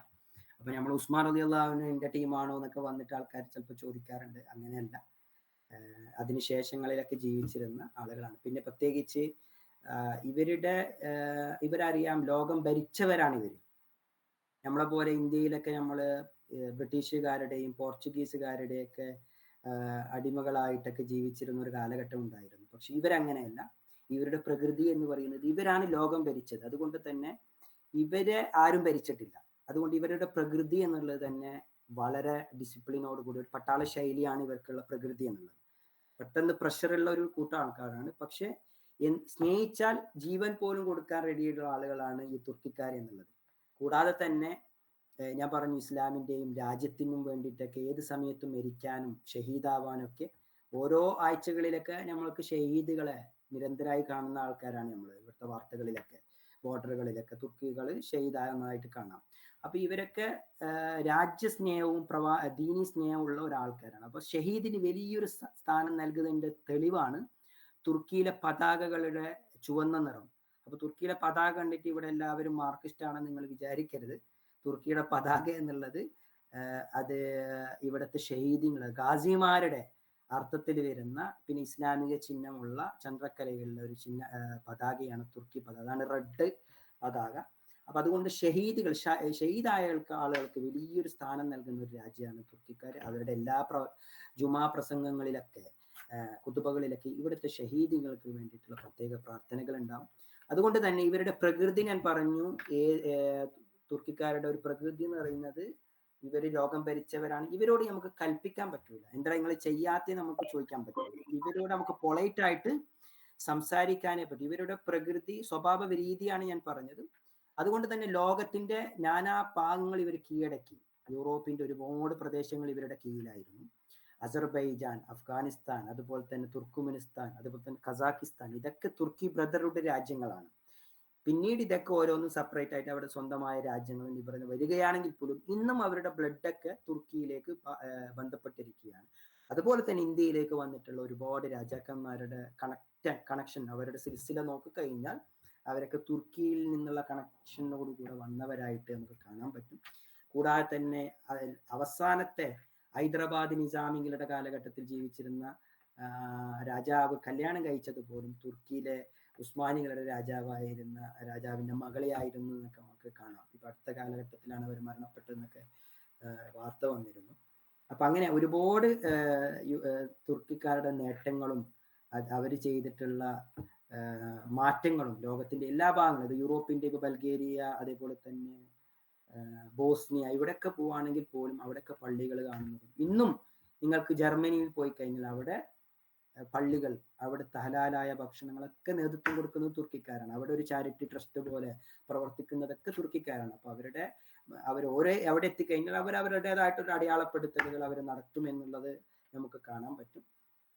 അത് യൂറോപ്യൻ രാജ്യങ്ങളിൽ പോലും അവർ ഏകദേശം 4 ലക്ഷത്തിൽ കൂടുതൽ തുർക്കിക്കാർ ജീവിക്കുന്ന രാജ്യമാണ് യൂറോപ്പ്. അവിടുത്തെ ഇസ്ലാമിന്റെ വരവും അതിലൊക്കെ വലിയൊരു പങ്ക് വഹിക്കുന്ന ഒരു ആൾക്കാരാണ് തുർക്കിക്കാർ. അവരുടെ മദ്രസകൾ, അവരുടെ സിസ്റ്റം, അവരുടെ പള്ളികൾ എല്ലാം ഒരു സിസ്റ്റമാറ്റിക് ആയിട്ട് അവർ കൊണ്ടുവരും എന്നുള്ളതാണ്. ഇതിന് തുർക്കി ഗവൺമെന്റിന്റെ സപ്പോർട്ടും സഹകരണമൊക്കെ നൽകുന്നുണ്ട്. അപ്പൊ തീർച്ചയായും ഇതൊക്കെ കൂടുതൽ പഠന വിഷയമാണ്.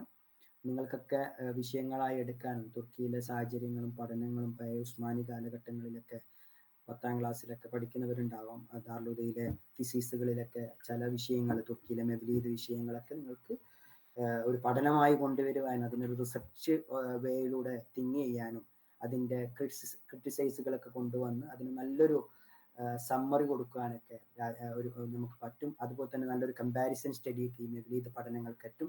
ഇന്ത്യയിലെയും തുർക്കിയിലെയും മെവ്ലീദ് പാരായണങ്ങളുടെ ഒരു കമ്പാരിസൺ സ്റ്റഡീസിനൊക്കെ പറ്റിയൊരു വിഷയം കൂടിയാണ് ഈ മെവ്ലീദ് എന്നുള്ളത്. അടുത്തെന്തെങ്കിലും ക്വസ്റ്റ്യനുകൾ ഉണ്ടോ?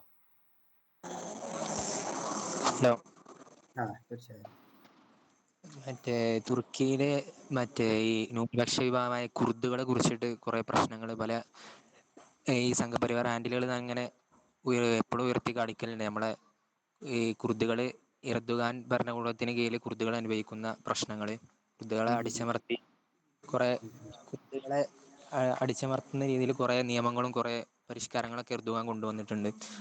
പിന്നെ ചോദിക്കാനുള്ളത് ഈ മറ്റേ ഈ TRTൻ്റെ ഈ സംപ്രേഷണം ചെയ്യണ ഈ എർത്തുഗല്ല്, അതേപോലെ വിയാനിസ്, അങ്ങനെ കുറേ സീരീസുകൾ, ഇതൊക്കെ അവിടുത്തെ സർക്കാർ നേരിട്ട് ചെയ്യണ കുറേ സംഭവങ്ങളാണ്. അതായത് അവിടുത്തെ ഭരണകൂടത്തെ നിലനിർത്താൻ വേണ്ടിയിട്ട് ചെയ്യണ കുറേ സംഭവങ്ങളായിട്ട് പല മീഡിയാസും ജേണലൊക്കെ അത് പറയലുണ്ട്. അപ്പോൾ ഈ പണ്ട് കാലത്ത്, ഈ വാജ്പേയിൻ്റെ കാലത്ത് ഈ രാമായണം അങ്ങനത്തെ പല കാര്യങ്ങളും ഇവിടെ സംപ്രേഷണം ചെയ്തിരുന്നു. അതൊക്കെ പിന്നീട് ഇവിടെ BJP സർക്കാരിനെ വേരുറപ്പിക്കാൻ പല ഉപകാരം ചെയ്തിട്ടുണ്ടെന്ന് അങ്ങനെ കുറേ പഠനങ്ങൾ വന്നിരുന്നു. അപ്പോൾ അതുപോലത്തെ ഒരു തന്ത്രമായിട്ട് ഇതിനെ പല ഹാൻഡിലുകളും വ്യാഖ്യാനിക്കലുണ്ട്. പിന്നെ ചോദിക്കാനുള്ളത്, ഈ പുതിയ ഇപ്പം അടുത്ത് ലാസ്റ്റ് നടന്ന ഇലക്ഷനിൽ ഈ എർദോഗാൻ വലിയ രീതിയിൽ പരാജയപ്പെട്ടിട്ടില്ല. എന്നാലും എതിരാളി ക്ലിജിദാർഗോളു പറഞ്ഞ ചങ്ങായി മൂപ്പര് വിജയത്തിൻ്റെ അടുത്തെത്തിയിരുന്നു. അടുത്ത വരുന്ന തെരഞ്ഞെടുപ്പിൽ എർദോഗാൻ പരാജയപ്പെടുന്നവരെ പല മീഡിയാസും വിധി എഴുതിയിരുന്നു. അപ്പോൾ കുറേ ചോദ്യങ്ങളുണ്ട് ഇങ്ങനെ. തീർച്ചയായും ഒരു രാജ്യത്തിന്റെ ഒരു സർക്കംസ്റ്റൻസിൽ നിൽക്കുമ്പോൾ അവിടുത്തെ പ്രാദേശിക വിഷയങ്ങൾ എന്നുള്ളത് നമ്മൾ വളരെ അതിന് മറുപടി പറയുമ്പോഴും വളരെ ചിന്തിച്ചിട്ടായിരിക്കും മറുപടി പറയേണ്ടത്. തീർച്ചയായും ഇത്തരം പ്രശ്നങ്ങൾ ഉണ്ടാവാറുണ്ട്. പക്ഷെ അങ്ങനെ വലിയൊരു അടിച്ചമർത്തലുകളൊന്നും നിലവിലില്ല. നിലവിൽ എല്ലാവരും വളരെ ഇവിടെ നിങ്ങൾക്കറിയാം. പക്ഷെ ചില പ്രദേശങ്ങളിൽ അവർ സ്വന്തമായി രാജ്യം വേണമെന്നും സ്വന്തമായി ഞങ്ങൾക്ക് ഞങ്ങളുടേതായിട്ടുള്ള രീതി ജീവിക്കാനുള്ള അവകാശങ്ങൾ നൽകണമെന്നും പറയുന്ന ഗ്രൂപ്പുകൾ ഉണ്ടായിരുന്നു, നിങ്ങൾ പറഞ്ഞ ഗ്രൂപ്പുകളൊക്കെ. പക്ഷെ അതിൻ്റെ മറുവശവും കൂടിയുണ്ട്. ഒരു രാജ്യം എന്ന് പറയുമ്പോൾ ആ രാജ്യത്തിൻ്റെ നിലപാടുകളെയും ആ രാജ്യത്തിൻ്റെ ലോകളെയും ആ രാജ്യത്തിൻ്റെ അതിർവരമ്പുകളെയൊക്കെ സംരക്ഷിക്കുക എന്നുള്ളത് ആ രാജ്യത്തിൻ്റെ ആവശ്യമാണ്. അതിൻ്റെതായിട്ടുള്ള ചില പ്രശ്നങ്ങളല്ലാതെ ജനങ്ങൾക്കിടയിൽ ഒരു വേർതിരിവോ ഒരു അടിച്ചമർത്തലോ അത് കാണാൻ പറ്റും. ചിലപ്പോൾ മീഡിയകളൊക്കെ അത് വളരെ വ്യാപകമായി കൊണ്ടുവരുന്നു. പക്ഷെ തുർക്കിയിൽ അത്തരം വിഷയങ്ങളിലൊക്കെ വളരെ കുറവാണ്. നിങ്ങൾ പറഞ്ഞ ആദ്യത്തെ കുർദിഷ് വിഷയങ്ങളൊക്കെ. അപ്പൊ ഇപ്പോഴും ചില പാർട്ടികൾ, അവരിൽ നിന്നുള്ള പല പാർട്ടികളും ഈ നിലവിലുള്ള പാർട്ടിയിലേക്ക് ചേരുകയും പഴയ അവരുടെ പ്രൊട്ടസ്റ്റുകളൊക്കെ ഒഴിവാക്കി പുതിയ ഗവൺമെന്റിനെ സപ്പോർട്ട് ചെയ്യുന്ന ഒരു കാഴ്ചപ്പാട് നമുക്ക് കാണാം. രണ്ടാമത് നിങ്ങൾ ചോദിച്ചത് എലക്ഷന്റെ വിഷയങ്ങളെ കുറിച്ചിട്ടൊക്കെ ആയിരുന്നു. എലക്ഷൻ വിഷയങ്ങൾ അത് 49% ആയിരുന്നു എലക്ഷൻ വിജയങ്ങളിലേക്ക് എത്തിച്ചത്. പക്ഷേ ഇവിടെ ഡെമോക്രാറ്റിക് ആണ്, ഡെമോക്രാറ്റിക് ആയിട്ടുള്ള എലക്ഷൻ തന്നെയാണ് ഇവിടെ നടന്നത്. അങ്ങനെ 3 പേരാണ് പ്രസിഡൻഷ്യൽ ഇതിലേക്ക് മത്സരിച്ചത്. അതിൽ മൂന്നാമത്തെ ആൾക്കാർക്ക് കിട്ടിയതാണ് 5% അയാൾക്കാണ് കിട്ടിയത്. അപ്പോൾ ഒരു രാജ്യത്തിന്റെ പ്രസിഡന്റ് ആവണമെങ്കിൽ അദ്ദേഹത്തിന് 50% വോട്ട് കിട്ടൽ മസ്റ്റാണ്. 50% വോട്ട് കിട്ടൽ മസ്റ്റാണ്. 50% കിട്ടിയില്ലെങ്കിൽ, ഒരാൾക്ക് കിട്ടിയില്ലെങ്കിൽ റീ എലക്ഷൻ നടക്കും. അതിന്റെ ഭാഗമായിട്ടാണ് റീ എലക്ഷൻ നടന്നത്. ഈ റീ എലക്ഷൻ നടന്നിട്ടാകുമ്പോൾ ഈ 5% കിട്ടിയ ആള് ആ എലക്ഷനിൽ നിന്ന് ഒഴിവാകുകയും അങ്ങനെ 2 പേര് മത്സരം വീണ്ടും ആരംഭിച്ചു. 2 പേരുടെ മത്സരം വീണ്ടും ആരംഭിച്ചു. ക്ലിസ്റ്റാറോഡും അതുപോലെ തന്നെ എർദോഗാന്റെ മത്സരം ആരംഭിക്കുകയും അങ്ങനെ അതിൽ 52 ഈ 5% എന്ത് വന്നു, വീണ്ടും ആ വോട്ടുകൾ തിരിഞ്ഞ് രണ്ടാമത് ആളുകൾ ഇദ്ദേഹത്തിന് വേണ്ടി വോട്ട് കിട്ടുകയും 52% വിജയിച്ചു എന്നുള്ളതാണ്. അപ്പൊ എലക്ഷനൊക്കെ വളരെ നല്ല രീതിയിൽ തന്നെയാണ് നടക്കുന്നത്. അതിലൊന്നും ഒരു ചതിയോ വഞ്ചനയോ കണ്ടതായിട്ട് ഇല്ല. അതുപോലെ തന്നെ രണ്ടാമത് നിങ്ങൾക്കറിയാം തുർക്കിയിലെ സിനാരിയോ എന്ന് പറയുന്നത് എല്ലാ പാർട്ടികൾക്കും അവരുടേതായിട്ടുള്ള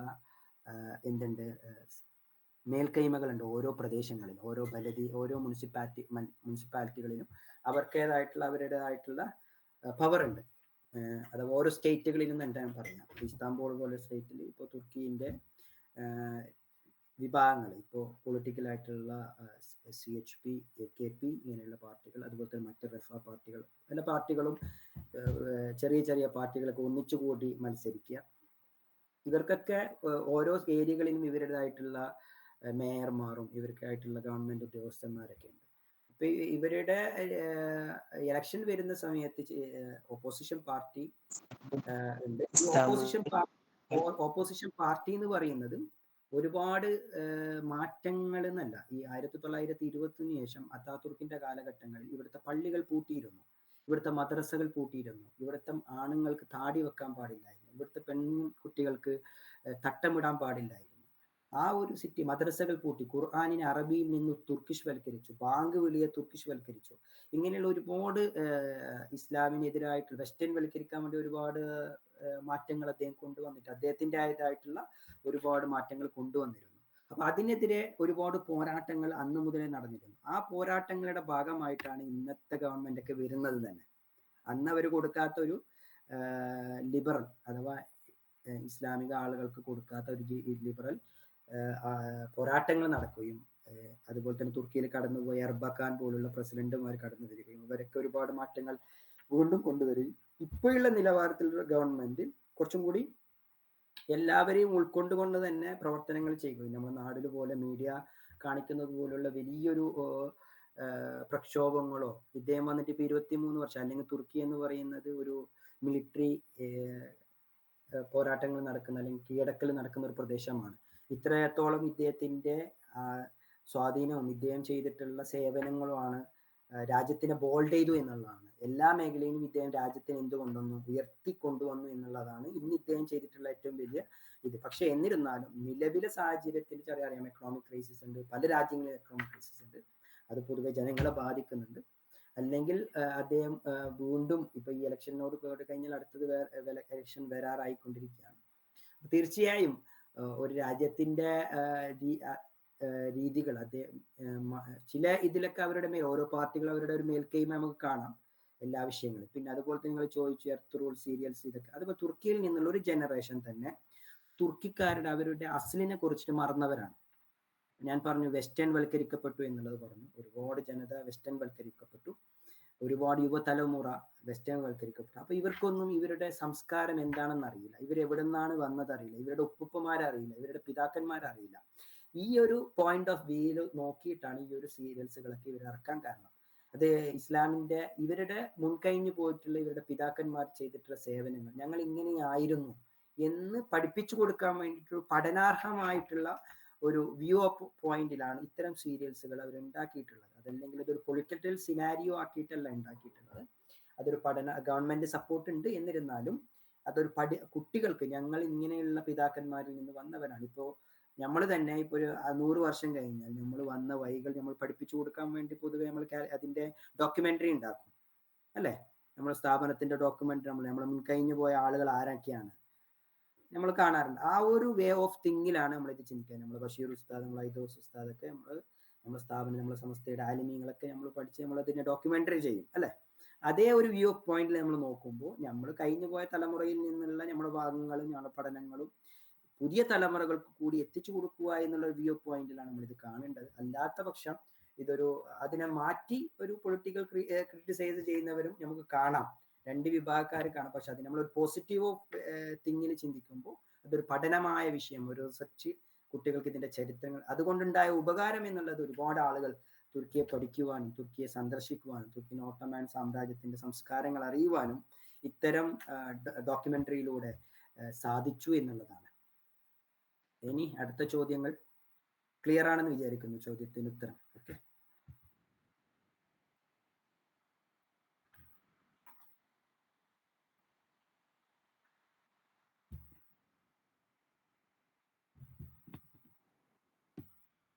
നമ്മള് തുർക്കിന്റെ ഇപ്പത്തെ ഒരു ഫോറിൻ പോളിസി പറഞ്ഞാല്, തുർക്കി നമുക്കറിയാലോ ഇപ്പോ നാറ്റോയിലുള്ള രാജ്യമാണ്. പിന്നെ അതുപോലെ തന്നെ അവര് ഈ വെസ്റ്റേണിനേറ്റ് അതുപോലെ തന്നെ അമേരിക്കനേറ്റും ഒക്കെ നല്ല കൊള്ളാവുന്ന രാജ്യമാണ്. അതുപോലെ തന്നെ അതേസമയം ഇടത് ലെഫ്റ്റ് നമ്മളെ റഷ്യ അതുപോലെ തന്നെ ചൈന ഒക്കെ അടങ്ങണ ആ ഒരു ടീമിനേറ്റും ഓർക്ക് നല്ലൊരു ബന്ധമുള്ള ടീമാണ്. അപ്പോ അതിലേറെ നാറ്റോയിൽ ഉണ്ടെന്നില്ലേലുപരി അവർക്ക് അധികം ഈ ഒരു ഇടതുപക്ഷത്തിനോടാണ് കൂടുതൽ ചായ്വെന്ന് ഇപ്പൊ കാണാം. അപ്പൊ ഈ ഒരു കാര്യത്തില് അവിടുത്തെ ഫോറിൻ പോളിസി പിന്നെ പൊളിറ്റിക്സ് ഒക്കെ എങ്ങനെയാണ് വർക്ക് ചെയ്യുന്നത് എന്നു പറഞ്ഞാല്. ഇതൊരു പൊളിറ്റിക്കൽ സെനാരിയാണ്. ആളുകൾ ഓരോ പൊളിറ്റിക്സും നിങ്ങൾക്കറിയായിരിക്കും, അതത് സാഹചര്യത്തിനനുസരിച്ചിട്ട് മൂവ്മെന്റുകൾ നടക്കുന്ന സിറ്റുവേഷൻ ആണ്. അവരവരുടെ ലാഭങ്ങളും ചിലപ്പോൾ സമാധാനത്തിനും സഹകരണത്തിനും വേണ്ടി ഇന്ന് ഒരുപാട് യുദ്ധങ്ങൾ നടക്കുന്ന ഒരു സാഹചര്യമാണ്. നാറ്റോ തുർക്കി എന്നുള്ളത് ഏറ്റവും പ്രധാനപ്പെട്ട ഒരു കണ്ണിയാണ്. അപ്പോൾ തുർക്കിക്ക് ഒരു സ്ട്രാറ്റജിക്കൽ ഏരിയ കൂടിയാണ് തുർക്കി എന്നുള്ളത്. അതുകൊണ്ട് തന്നെ തുർക്കി ഒരു യുദ്ധത്തിലേക്കോ മറ്റേലേക്കോ പോവുകയാണെങ്കിൽ അത് മൊത്തമായിട്ടുള്ള വലിയൊരു പ്രശ്നങ്ങൾക്ക് കാരണമാവും എന്നുള്ളത് കൊണ്ട് തന്നെ ഞാൻ മനസ്സിലാക്കിയ വിഷയങ്ങളാണ് നിങ്ങളോട് പറയുന്നത്. അപ്പോൾ അതുകൊണ്ടാണ് തുർക്കി ഒരുവിധം ഇപ്പൊ നിലവിലെ സാഹചര്യം വളരെ സൈലന്റ് ആയിട്ട് എല്ലാ നല്ല ഒരു രീതിയിൽ ഇടപെടുന്നത് തന്നെ. പൊതുവെ പെട്ടെന്ന് എടുത്തു ചാടിയിട്ടുള്ള തീരുമാനം വളരെ കുറവാണ് നിലവിൽ. മുമ്പൊക്കെ പെട്ടെന്ന് എടുത്തു ചാടിയിട്ടുള്ള നിലപാടുകൾ ഉണ്ടായിരുന്നു. പക്ഷെ അതിനൊക്കെ മാറ്റി കുറച്ചും കൂടി കോണ്ടസ്റ്റ് മനസ്സിലാക്കി എല്ലാവരെയും സമന്വയിപ്പിച്ച് ഇപ്പൊ റഷ്യ ഉക്രൈൻ വിഷയത്തിലൊക്കെ കോറിഡോറാണ് തുർക്കി എന്നുള്ളത്. ഇവിടുന്നാണ് സാധനങ്ങളൊക്കെ വന്ന് മറ്റുള്ള രാജ്യങ്ങളിലേക്ക് പോകുക. പിന്നെ അതുപോലെ തന്നെ ബ്ലാക്ക് സീയും മർമറ അഥവാ മെഡിറ്ററേനിയൻ സീയിലേക്കൊക്കെ കണക്റ്റിംഗ് പോയിന്റ് ആണ് തുർക്കി എന്നുള്ളത്, ഇസ്താംബൂൾ എന്ന് പറയുന്നത്. അഥവാ 2 കോണ്ടിനെന്റ് കണക്ട് ചെയ്യുന്നതും ബ്ലാക്ക് സീ, റഷ്യ, ഉക്രൈൻ പോലുള്ള സ്ഥലങ്ങളിലേക്ക് പാസ് ചെയ്യുന്ന ചരക്ക് കപ്പലുകളൊക്കെ തുർക്കി വഴിയാണ് പോകുന്നത്. അപ്പൊ ഇങ്ങനൊരു ഈ ഒരു രാജ്യത്തിന്റെ ഇടയിൽ വലിയൊരു പ്രശ്നം വരികയാണെങ്കിൽ അതെന്തെയും ഇത്തരം ചരക്ക് നീക്കങ്ങളുടെയും ജനങ്ങളുടെ ജനവാസ പ്രവർത്തനങ്ങളെയും അല്ലെങ്കിൽ ഭക്ഷണം പോലുള്ള വലിയൊരു പ്രയാസങ്ങളിലൊക്കെ രാജ്യങ്ങൾ തമ്മിൽ എത്തും എന്നുള്ളതുകൊണ്ടാണ്. അതുകൊണ്ട് തുർക്കി നിലവിൽ വളരെ സൈലന്റ് ആയിട്ട്, പക്ഷെ എന്നിരുന്നാലും വേണ്ടെടുത്ത് പ്രതികരിക്കുകയും നിലവിലെ കോണ്ടസ്റ്റിൽ അവര് വളരെ പക്വമായിട്ടുള്ള നിലപാടുകളാണ് കൊണ്ടുപോകുന്നത് കാണാം. അതുകൊണ്ട് തന്നെയാണ് വലിയ രാഷ്ട്രബന്ധങ്ങളും വലിയ നാറ്റോ ബന്ധങ്ങളിലൊക്കെ തങ്ങളുടേതായിട്ടുള്ള ഒരു കോൺട്രിബ്യൂഷൻ ഇവർക്ക് ചെയ്യാൻ പറ്റുന്നത്. കാരണം ഇവരുടെ വാക്കിന് വിലയുണ്ട് എന്നുള്ളതാണ്. ഓരോ രാജ്യത്തിന്റെ വാക്കിന് വില കാണണം. ആ വില കൽപ്പിക്കുന്നത് തന്നെ തുർക്കി നാറ്റോയിൽ സ്ട്രോങ് ആണ്. വലിയ മിലിറ്ററി എക്വിപ്മെന്റ്സുകൾ ഉണ്ട്, അതുപോലെ തന്നെ മിലിറ്ററി സ്ട്രെങ്ത് ഉണ്ട്, പുതിയ വലിയ ആയുധങ്ങൾ ഇവർ ഉണ്ടാക്കുന്നുണ്ട്. ഇതൊക്കെ തുർക്കിയുടെ മാറ്റങ്ങൾക്കും ഇവർ ബോൾഡാണ് എന്നറിയിക്കുന്നതും ടെക്നോളജി പോലുള്ള എക്വിപ്മെന്റുകൾ ഉണ്ടാക്കുന്നതിലൊക്കെ ഇവർ വലിയ പങ്ക് വഹിച്ചിട്ട് നമുക്ക് കാണാം. അസർബൈജാൻ, അർമീനിയ പോലുള്ള യുദ്ധങ്ങളിലൊക്കെ ഇവരുടെ സപ്പോർട്ടോടുകൂടിയാണ് അവർ ജയിക്കാനുള്ള കാരണങ്ങളൊക്കെ തന്നെ. അതുകൊണ്ട് തന്നെ മുസ്ലിം രാഷ്ട്രങ്ങൾ പ്രശ്നങ്ങളൊക്കെ വരുമ്പോൾ ഇവർ നല്ല ഇടപെടും. ഉദാഹരണത്തിന് ഇപ്പൊ ഖത്തർ വലിയ പ്രശ്നം വന്നപ്പോൾ തുർക്കിയാണല്ലോ സപ്പോർട്ട് ചെയ്തിരുന്നത്. ഇപ്പൊ എല്ലാ രാജ്യങ്ങളും ശരിയാണ്, പക്ഷെ അന്ന് ഖത്തറിനെ പിടിച്ചു നിർത്തിയത് തുർക്കിയുടെ സപ്പോർട്ടാണ്. മലയാളികളും ഇന്ത്യക്കാരൊക്കെ ജീവിക്കുന്നത് ഖത്തർ പോലുള്ള രാജ്യത്ത് ഒരു പ്രശ്നം വരുമ്പോൾ വേറെ എല്ലാ രാജ്യങ്ങളും ഒഴിഞ്ഞു മാറിയപ്പോൾ തുർക്കി എന്നുള്ള സ്വന്തമായി നിലപാടുകൾ എടുത്തു നിന്നൊരു രാജ്യമാണ്. അപ്പോൾ ഒരുപാട് നല്ല പ്രവർത്തനങ്ങൾ ഇവർ ചെയ്യുന്നുണ്ട്. ചില വിഷയങ്ങളിൽ ഇവരുടേതായിട്ടുള്ള സംഭാവനകൾ ഇവർ നൽകുന്നുണ്ട്. പിന്നെ അതുപോലെ തന്നെ ഒരുപാട് ചാരിറ്റി പ്രവർത്തനങ്ങൾ ചെയ്യുന്ന ഒരു രാജ്യമാണ് തുർക്കി. പല രാജ്യങ്ങൾ, ആഫ്രിക്ക പോലുള്ള രാജ്യങ്ങളിൽ, ഗാസ പോലുള്ള രാജ്യങ്ങളിലേക്ക് ഇവരുടേതായിട്ടുള്ള സംഭാവനകൾ, ഇവരുടെ ഡോക്യുമെന്റുകളൊക്കെ കൊടുക്കുന്നതായിട്ട് നമുക്ക് കാണാം വാർത്തകളിലൊക്കെ. തീർച്ചയായും തുർക്കിയുടേതായിട്ടുള്ള രാജ്യത്തിന്റെ ചില വിഷയങ്ങൾ ഉണ്ടാവും. അത് നമ്മൾ അറിയുകയും നമ്മൾ പഠിക്കുകയും ചെയ്യുക എന്നുള്ളത്, അത് നമുക്ക് ക്രിട്ടിസൈസ് ചെയ്യാനുള്ള അവകാശമില്ല. കാരണം അത് രാജ്യത്തിന്റെ പോളിസി ആയിട്ട് ആ രാജ്യത്തിൽ ജീവിക്കുമ്പോൾ ആ രാജ്യത്തിന്റെ നിയമങ്ങളൊക്കെ നമ്മൾ എന്ത് ചെയ്യണം, ഫോളോ അപ്പ് ചെയ്യേണ്ടി വരും. അപ്പോൾ നിങ്ങൾ ഗൾഫിലാണെങ്കിലും UAE-യിലാണെങ്കിലൊക്കെ എല്ലാത്തിനും നമ്മൾ എന്ത് ചെയ്യും,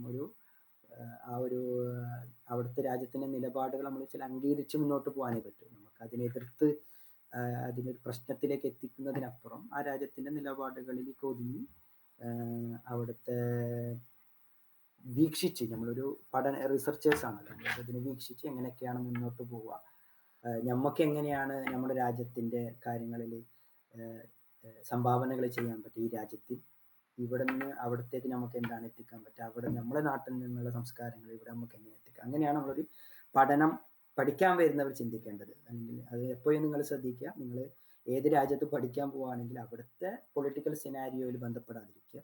നമ്മളെ ലക്ഷ്യം എന്താണോ പഠിക്കാൻ വരികയാണെങ്കിൽ പഠിക്കുക, അവിടുത്തെ വിശേഷങ്ങൾ അറിയുക, മറിച്ച് അവിടുത്തെ പ്രൊട്ടസ്റ്റുകളിലും അവിടുത്തെ ഇതിലൊക്കെ പങ്കെടുക്കുക എന്നുള്ളത് നമ്മളെ സംബന്ധിച്ചിടത്തോളം നമ്മൾ അതിന് അർഹനല്ല, നമ്മൾ അതിന് യോജിച്ച ആളല്ല. കാരണം നമ്മളെ മേഖല വേറെയാണ്. നമ്മൾ പഠിക്കാൻ വന്നു പഠിച്ചു പോവുക, നമ്മളെ കംപ്ലീറ്റ് നമ്മൾ വർക്ക് ചെയ്താണ് അതിൽ ജീവിക്കുക.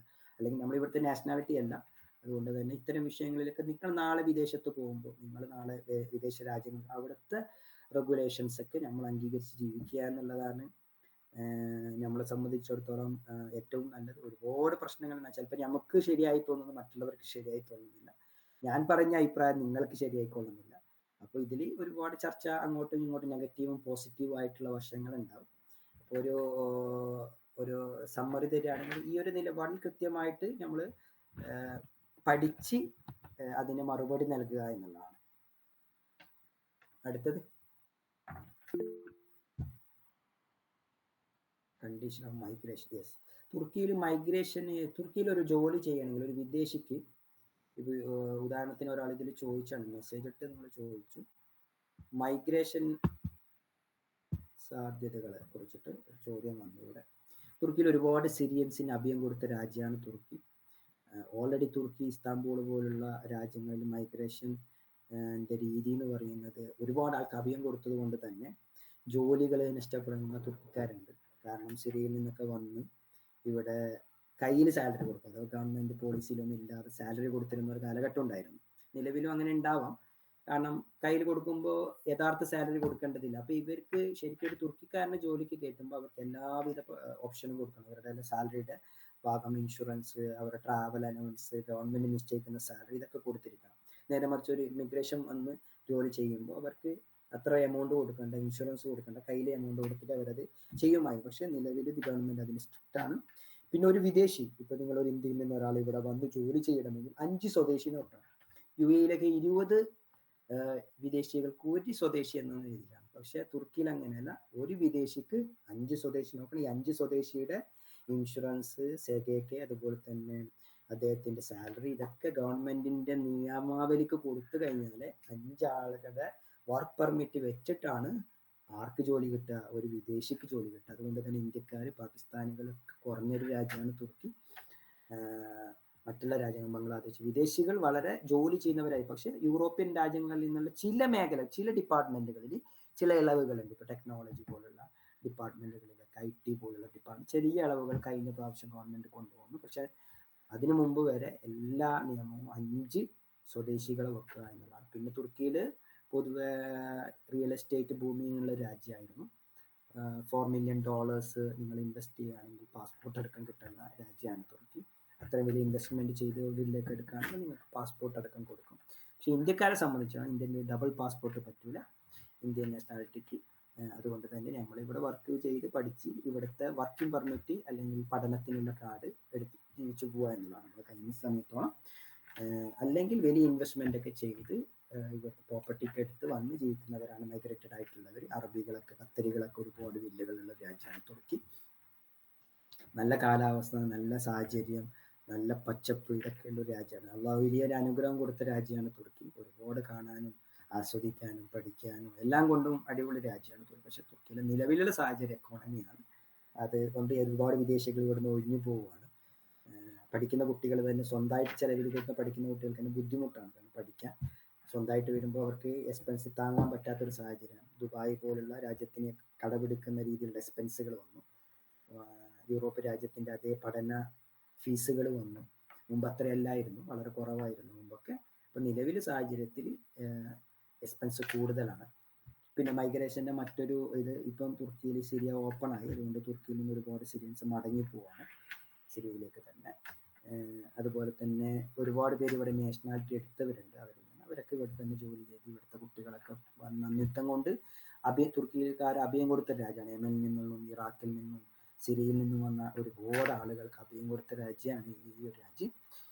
അത് ഗവൺമെന്റിന് ഒരു പരിധി ഉണ്ടല്ലോ, എല്ലാം ഗവൺമെന്റ് അത് ഫ്രീ ആയിട്ടാണ് അവർക്ക് ഭക്ഷണം, മെഡിസിൻ ഇതൊക്കെ കൊടുത്തിരുന്നത്. ഗവൺമെന്റിന് ഒരു പരിമിതി ഉണ്ടാവും, എല്ലാം ഒരുപാട് കാലം ചെയ്യും. അപ്പൊ അതിൻ്റെതായിട്ടുള്ള മാറ്റങ്ങൾ കൊണ്ടുവരാണ് സിറിയയിൽ പോലും തുർക്കി അവരുടെ ആളുകൾ പോയി അവരുടെ പ്രവർത്തനങ്ങൾ വെക്കുകയും അവരുടെ കോംപ്ലക്സുകൾ ഉണ്ടാക്കുകയും ബിൽഡിംഗ് ഉണ്ടാക്കി ഇവിടെ നിന്നുള്ള ആളുകൾ അങ്ങോട്ടേക്ക് വീണ്ടും അവിടെ കൊണ്ടുപോയി അവരുടെ നാട്ടിൽ തന്നെ ജീവിപ്പിക്കാനുള്ള സാഹചര്യം ഒരുക്കുന്നത്.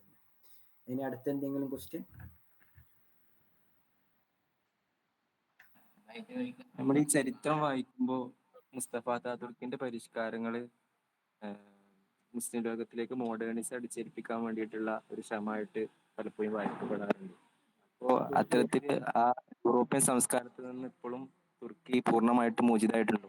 ഇപ്പോഴും നിലവില് അവിടെ ഭാഗം ഇല്ല, അദ്ദേഹം ചെയ്തിട്ടുള്ള ഒരുപാട് കാര്യങ്ങൾ അംഗീകരിക്കാത്തവരുണ്ട്, അദ്ദേഹത്തെ ഫാദറായി കാണുന്നവരുണ്ട്, അദ്ദേഹത്തെ ആരാധിക്കുന്നവരടക്കം തുർക്കിയിലുണ്ട്. അദ്ദേഹത്തിനെ ഫോളോ അപ്പ് ചെയ്ത് അദ്ദേഹത്തിൻ്റെ തിങ്ങുകൾ, അദ്ദേഹത്തിൻ്റെ ആശയങ്ങളൊക്കെ മുന്നോട്ട് കൊണ്ടുപോകുന്നവരുണ്ട്. നിങ്ങൾ അങ്കാറയിലാണ് അദ്ദേഹം മറവിട്ട് കിടക്കുന്നത്, അദ്ദേഹത്തിൻ്റെ മറവ് ചെയ്തത് അങ്കാറയിലാണ്. അപ്പോൾ തീർച്ചയായും അദ്ദേഹത്തിനെ അംഗീകരിക്കുന്നവർ അംഗീകരിക്കാത്തവരാണ്, പക്ഷേ ഈ രാജ്യത്തിൻ്റെ ഫാദറാണ് അദ്ദേഹം. അദ്ദേഹത്തിൻ്റെ എല്ലായിടത്തും അദ്ദേഹത്തിൻ്റെ സ്മരണകൾ സ്കൂളുകളിലൊക്കെ ഉണ്ട്, പക്ഷെ അദ്ദേഹത്തിന് അംഗീകരിക്കുന്നവരുണ്ട്, അംഗീകരിക്കാത്തവരുണ്ട്. തീർച്ചയായും ഒരു ജനറേഷൻ അങ്ങനെ തന്നെ മോഡേൺ വൽക്കരിക്കപ്പെട്ടു, ഇസ്ലാമിൻ്റെ ചിന്തയിൽ നിന്ന് മാറി. അതാണ് ഇപ്പോൾ നിലവിൽ ഗവൺമെൻറ് ആ ഒരു ചിന്ത അവരുടെ പാരമ്പര്യം എന്താണെന്ന് പഠിപ്പിക്കുക, ഞങ്ങൾ ആരായിരുന്നു എന്ന് പഠിപ്പിക്കാൻ വേണ്ടിയിട്ടാണ് ഇത്തരം സീരിയൽസുകളൊക്കെ പ്രൊമോട്ട് ചെയ്തത് എന്ന് നമുക്ക് കാണാം. അതായത് അടിച്ചേൽപ്പിക്കലല്ല, പ്രൊമോഷൻ, അതിൻ്റെ ഒരു പഠനം ഭാഗമായി ഞങ്ങൾ ആരായിരുന്നു, ഞങ്ങൾ ഇന്നിൽ നിന്ന് വന്നവരാണ്. കാരണം ഉസ്മാനികളിൽ നിന്ന് വന്നവരാണല്ലോ ഇവർ. ഇവരുടെ ശരിക്കുള്ള പിതാക്കന്മാരെ പഠിപ്പിച്ചു കൊടുക്കുക എന്നുള്ളതാണ്. അദ്ദേഹത്തിൻ്റെ പഠനങ്ങൾ, അത്താതുർക്ക് ചെയ്ത ഒരുപാട് സേവനങ്ങൾ രാജ്യത്തിൻ്റെ നന്മയ്ക്ക് വേണ്ടി ചെയ്തതുകൊണ്ട്, രാജ്യത്തെ തകർന്നു പോകുന്ന സമയത്ത് അദ്ദേഹം യുദ്ധം ചെയ്ത വശങ്ങളുണ്ട്, അദ്ദേഹത്തിൻ്റെ പോസിറ്റീവ് വശങ്ങളുണ്ട്, അദ്ദേഹത്തിൻ്റെ നെഗറ്റീവ് വശങ്ങളുണ്ട്. ഇങ്ങനെ ഇസ്ലാമിൻ്റെ ചിഹ്നങ്ങളൊക്കെ മാറ്റിപ്പിടിച്ചതും വായിച്ചു കളഞ്ഞതും ജനങ്ങൾ മോഡേൺ വൽക്കരിക്കപ്പെട്ടതും. അപ്പോൾ അതൊക്കെ, പക്ഷെ ഇന്നും അതിൽ ജീവിച്ചിരുന്ന അന്ന് വിഷമിച്ചിരുന്ന മാതാപിതാക്കൾ നമുക്ക് കാണാം. ഇന്ന് അവരുടെ മക്കൾ മോഡേൺ ആണ്, പക്ഷെ ആ മക്കളെ ഇവരെന്ത് ചെയ്യുന്നു, മാതാപിതാക്കൾ തിരിച്ചു കൊണ്ടുവരാനുള്ള ശ്രമങ്ങളാണ്. ഞങ്ങൾ ഇങ്ങനെ ആയിരുന്നു, ഞങ്ങൾ ഇസ്ലാമിൻ്റെ ആൾക്കാരായിരുന്നു, ഒട്ടോമാൻസിൻ്റെ ആൾക്കാരായിരുന്നു എന്നൊക്കെ മക്കളെ പഠിപ്പിച്ച് ആ ഒരു ചരിത്രത്തിൻ്റെ പിൻബലത്തോടുകൂടെ മക്കളെ തിരിച്ചു കൊണ്ടുവരാനുള്ള ശ്രമങ്ങൾ കൂടി നടക്കുന്നതായിട്ട് നമുക്ക് കാണാം എന്നുള്ളതാണ്. പിന്നെ any scope for foreign language, ഇവിടെ ജർമ്മൻ ലാംഗ്വേജുകൾ പഠിക്കാൻ വരുന്നവരുണ്ട്. ഫോറിൻ ലാംഗ്വേജിന് സ്കോപ്പ് എന്ന് വെച്ചാൽ ഇവിടെ തുർക്കി പഠിക്കണം, തുർക്കി പഠിച്ചു കഴിഞ്ഞാൽ നിങ്ങൾക്ക് സ്കോപ്പ് ഉണ്ട്. ഇവിടെ വേറൊരു ഭാഷ നിങ്ങൾക്ക് വന്നുകൊണ്ട് ഇവിടെ ഞങ്ങൾക്ക് ജർമ്മൻ ഉണ്ട്, പക്ഷെ നിങ്ങൾക്ക് തുർക്കിഷ് അറിയില്ലെങ്കിൽ നിങ്ങൾക്ക് അതിനൊരു ഉപകാരമില്ല. നേരെ തുർക്കിഷ് പഠിക്കുക, അതിനോടൊപ്പം മറ്റൊരു ഫോറിൻ ലാംഗ്വേജ് പഠിക്കുക. അങ്ങനെയാണെങ്കിൽ നിങ്ങൾക്ക് മെച്ചങ്ങളുണ്ട്. കാരണം പല യൂറോപ്യൻ യൂണിവേഴ്സിറ്റികളും കൊളാബറേറ്റഡ് ആയിട്ടുള്ള യൂണിവേഴ്സിറ്റികളാണ് തുർക്കി. ഇപ്പോൾ നമ്മളൊക്കെ സർട്ടിഫിക്കറ്റുകളൊക്കെ യൂറോ പാസ് ഉള്ള സർട്ടിഫിക്കറ്റ് ആണ്.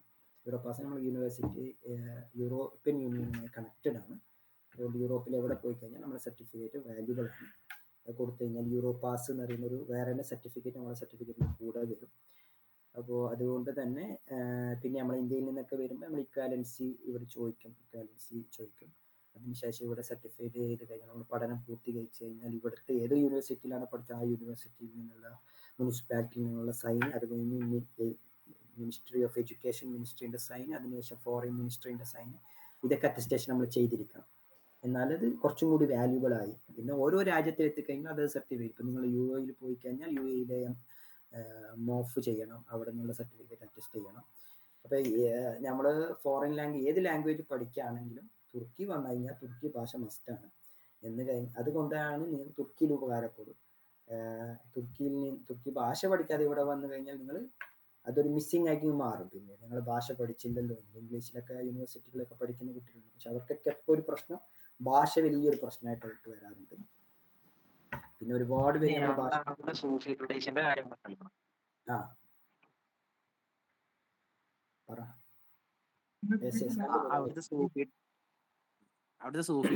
കാര്യം പറഞ്ഞു. അപ്പൊ അതിപ്പോ നമ്മക്കൊക്കെ അവിടെ പ്രാക്ടീസ് ചെയ്യാൻ പറ്റുമോ? അത് എങ്ങനെയാണ്, അത് നമ്മക്ക് പ്രാപ്യമാണോ സംഭവം എന്ന് ചോദിക്കാൻ വേണ്ടിട്ട്.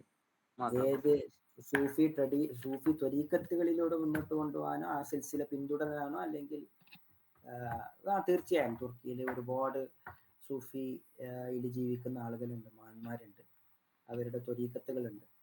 അതൊക്കെ അതിൻ്റെ രീതിയിലുള്ള ബൈഹത്തും കാര്യങ്ങളൊക്കെ ഉണ്ട്, ചെയ്യുന്നവരുണ്ട്. അത് ഓപ്പൺ അല്ല, ഇത്തരം സിസ്റ്റങ്ങൾ അവരുടേതായിട്ടുള്ള അവരെ സൈലന്റ് ആയിട്ട് ചെയ്യുന്ന ഒരു മൂവ്മെന്റുകളാണല്ലോ ഇതൊക്കെ. മൂവ്മെന്റ് അവരുടെ ഇഷ്ടപ്പെട്ട ആൾക്കാർ, ബയ്യത്ത് ചെയ്ത ആൾക്കാർ അവർ മജ്‌ലിസുകളിൽ പോകുകയും വ്യാഴാഴ്ചകൾ ശനിയാഴ്ചകളിലൊക്കെ അതിൽ പങ്കെടുക്കുകയും അവർ ജിക്രിയായ ദുനിയാവിന് മറത്തുള്ള ജിക്കറുകളും അള്ളാഹുവിലേക്ക് അടുക്കാനുള്ള ജിക്കറുകളൊക്കെ മുഴുകി പോകുന്ന പല ജമാഅത്തുകളുണ്ട്. പക്ഷെ ഏത് കാര്യങ്ങളും നമ്മൾ ചെയ്യുമ്പോഴും ആ ഒരു ത്വരീഖത്തിനെ കുറിച്ചോ ആ ഒരു സംഘടനയെ കുറിച്ചോ ഒരുപാട് ട്രസ്റ്റുകൾ ഉണ്ടാവും. അതിനെക്കുറിച്ചൊക്കെ നല്ല പഠിക്കുക. കാരണം നിങ്ങൾക്കറിയായിരിക്കും തുർക്കിയിൽ വലിയൊരു അട്ടിമറി ശ്രമങ്ങളൊക്കെ നടന്ന ചരിത്രങ്ങൾ നിങ്ങൾക്കറിയാം. അപ്പോൾ ആ വിഷയം ഇതിൽ പറയുന്നില്ല കൂടുതലായിട്ട്, പക്ഷെ നിങ്ങൾക്കത് അറിയാം. അപ്പം അതുകൊണ്ട് തന്നെ ആ ഒരു ചരിത്രത്തിൻ്റെ പശ്ചാത്തലത്തിൽ തന്നെ കൂടുതൽ നമ്മൾ ഇത്തരം വിഷയങ്ങളിലേക്ക് പോകുമ്പോൾ ഒന്നുകൂടി ആലോചിച്ച് പഠിച്ച് യഥാർത്ഥത്തിലുള്ളതാണോ ഇല്ലാത്തതാണോ ഫേക്കാണോ സാമ്പത്തികമായി നേട്ടം ഉണ്ടാക്കുന്നവരാണോ ഈ വശങ്ങളൊക്കെ പഠിച്ച് മാത്രമേ ഇത്തരം ത്വരീക്കത്തുകളിലേക്ക് ചെന്നെത്ത് അതിൻ്റെ ബയ്യത്ത് വാങ്ങാം. പിന്നെ അതേപോലെ തന്നെ ഒരുപാട് നല്ല ആലിമീങ്ങളുണ്ട്, നല്ല ഉസ്താദുമാരുണ്ട്, നല്ല പഠിപ്പിക്കുന്ന ആൾക്കാരൊക്കെ ഉണ്ട്. നിലവിൽ തുർക്കിയിലെ ഒരുപാട് ഇത്തരം ത്വരീക്കത്തുകളിലായിട്ട് മുന്നോട്ട് പോകുന്ന തുർക്കിക്കാരെ നമുക്ക് കാണാം, അവരുടേതായിട്ടുള്ള ജിക്കറുകളിലും അവരുടെ ജമാഅത്തുകളിലും. പക്ഷെ എന്നിരുന്നാലും മറ്റൊരു വശം ഇതിൻ്റെ നേരെയുണ്ട്, ഇതിന് ചൂഷണം ചെയ്യുന്നവരുമുണ്ട് എന്നുകൂടി ഓർമ്മപ്പെടുത്താണ്. അടുത്തത് സമയം അവിടുത്തെ പ്രധാനപ്പെട്ട മദ്ഹബ് ഏതാണ്? എന്താ അവിടെ ഇപ്പോ അവിടുത്തെ സെലഫികളെ കുറിച്ചും പറഞ്ഞിട്ടില്ല. അവിടെ നിലവിലെ സെലഫികളുണ്ടോ, അതേപോലെ അവിടുത്തെ മദ്ഹബും. തുർക്കിയിൽ അനഫി സുന്നികളാണ്. എന്നിരുന്നാലും അക്കാദമീഷ്യൻസ് ഇടയിൽ ഇതിനെ ക്രിറ്റിസൈസ് ചെയ്യുന്നവരുണ്ട്. തുർക്കിയിൽ പൊതുവെ അനഫി സുന്നികളാണ്. നമ്മുടെ നാട് പോലെ തന്നെ നിങ്ങൾക്ക് വന്നാൽ നിങ്ങൾക്ക് കാണും, നമ്മുടെ നാടിനേക്കാളും നല്ല പൂർണ്ണമായ സുന്നിക്കാരാണ് തുർക്കിക്കാർ. അതുകൊണ്ട് തന്നെ ഞാൻ പറഞ്ഞല്ലോ, നമ്മുടെ ഇന്ത്യയിൽ കേരളത്തിലേക്കൊക്കെ ഉസ്മാനികളിൽ നിന്ന് വന്ന ഒരുപാട് നല്ല സംസ്കാരങ്ങൾ, നല്ല സ്വഭാവം നമുക്ക് കാണാൻ പറ്റും. അത് എനിക്ക് തോന്നാറുണ്ട് ഇത് തുർക്കിയിൽ നിന്ന് വന്നതായിരിക്കും ചിലപ്പോൾ നമ്മുടെ ഇന്ത്യയിലേക്കൊക്കെ. പ്രത്യേകിച്ച് ഖബർ സിയാറത്ത്, അതുപോലെ തന്നെ പള്ളികളിലെ മൗലീദുകൾ, എല്ലാ പ്രധാനപ്പെട്ട ഇസ്ലാമിൻ്റെ വിശേഷങ്ങൾ നിറഞ്ഞ ദിവസങ്ങളിലൊക്കെ പ്രത്യേക പരിപാടികൾ, അതുപോലെ തന്നെ ലിയാഫത്തുകൾ, ക്ഷണങ്ങൾ, സ്വീകരണങ്ങൾ, ഇതൊക്കെ വളരെ വ്യാപകമായി നടക്കുന്ന രാജ്യമാണ്. കൂടുതൽ അനഫി സുന്നികളാണ്. തുർക്കിയിൽ ഷാഫികൾ ഉള്ളത് തുർക്കിയുടെ ബോർഡറുകളിലാണ്. തുർക്കി ഇറാൻ ബോർഡറുകളിലൊക്കെയാണ് ഷാഫികൾ നമുക്ക് കാണാൻ പറ്റുക. പക്ഷെ കൂടുതലും അനഫി സുന്നികളാണ്. അടുത്തത്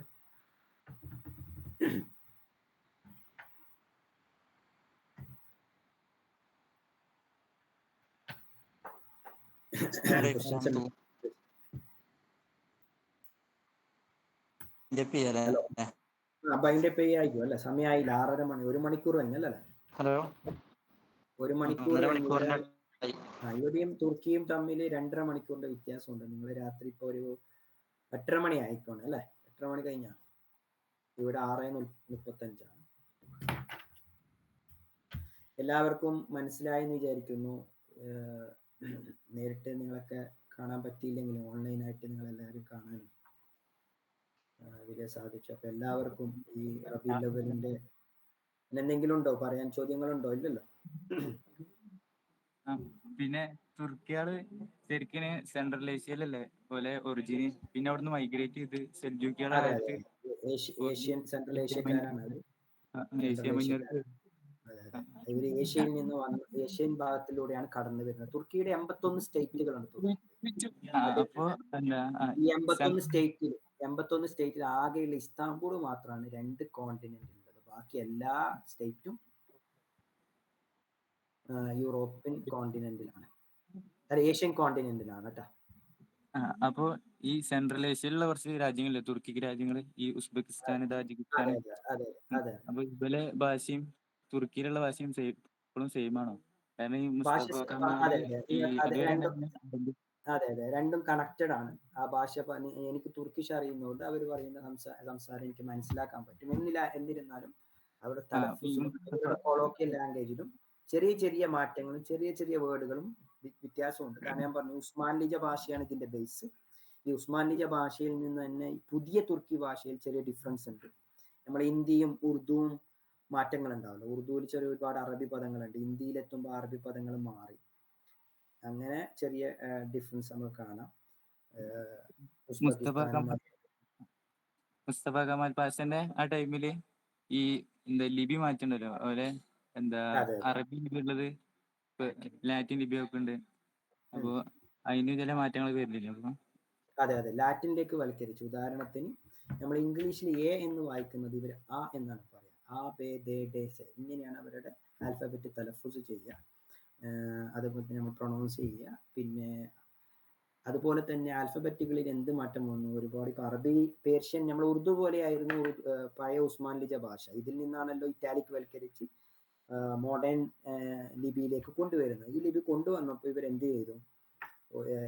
വൽക്കരിക്കാൻ വേണ്ടി ഭാഷയുടെ റൈറ്റിലും അതിൽ ഒരുപാട് പുള്ളിക്കുത്തും ഒരുപാട്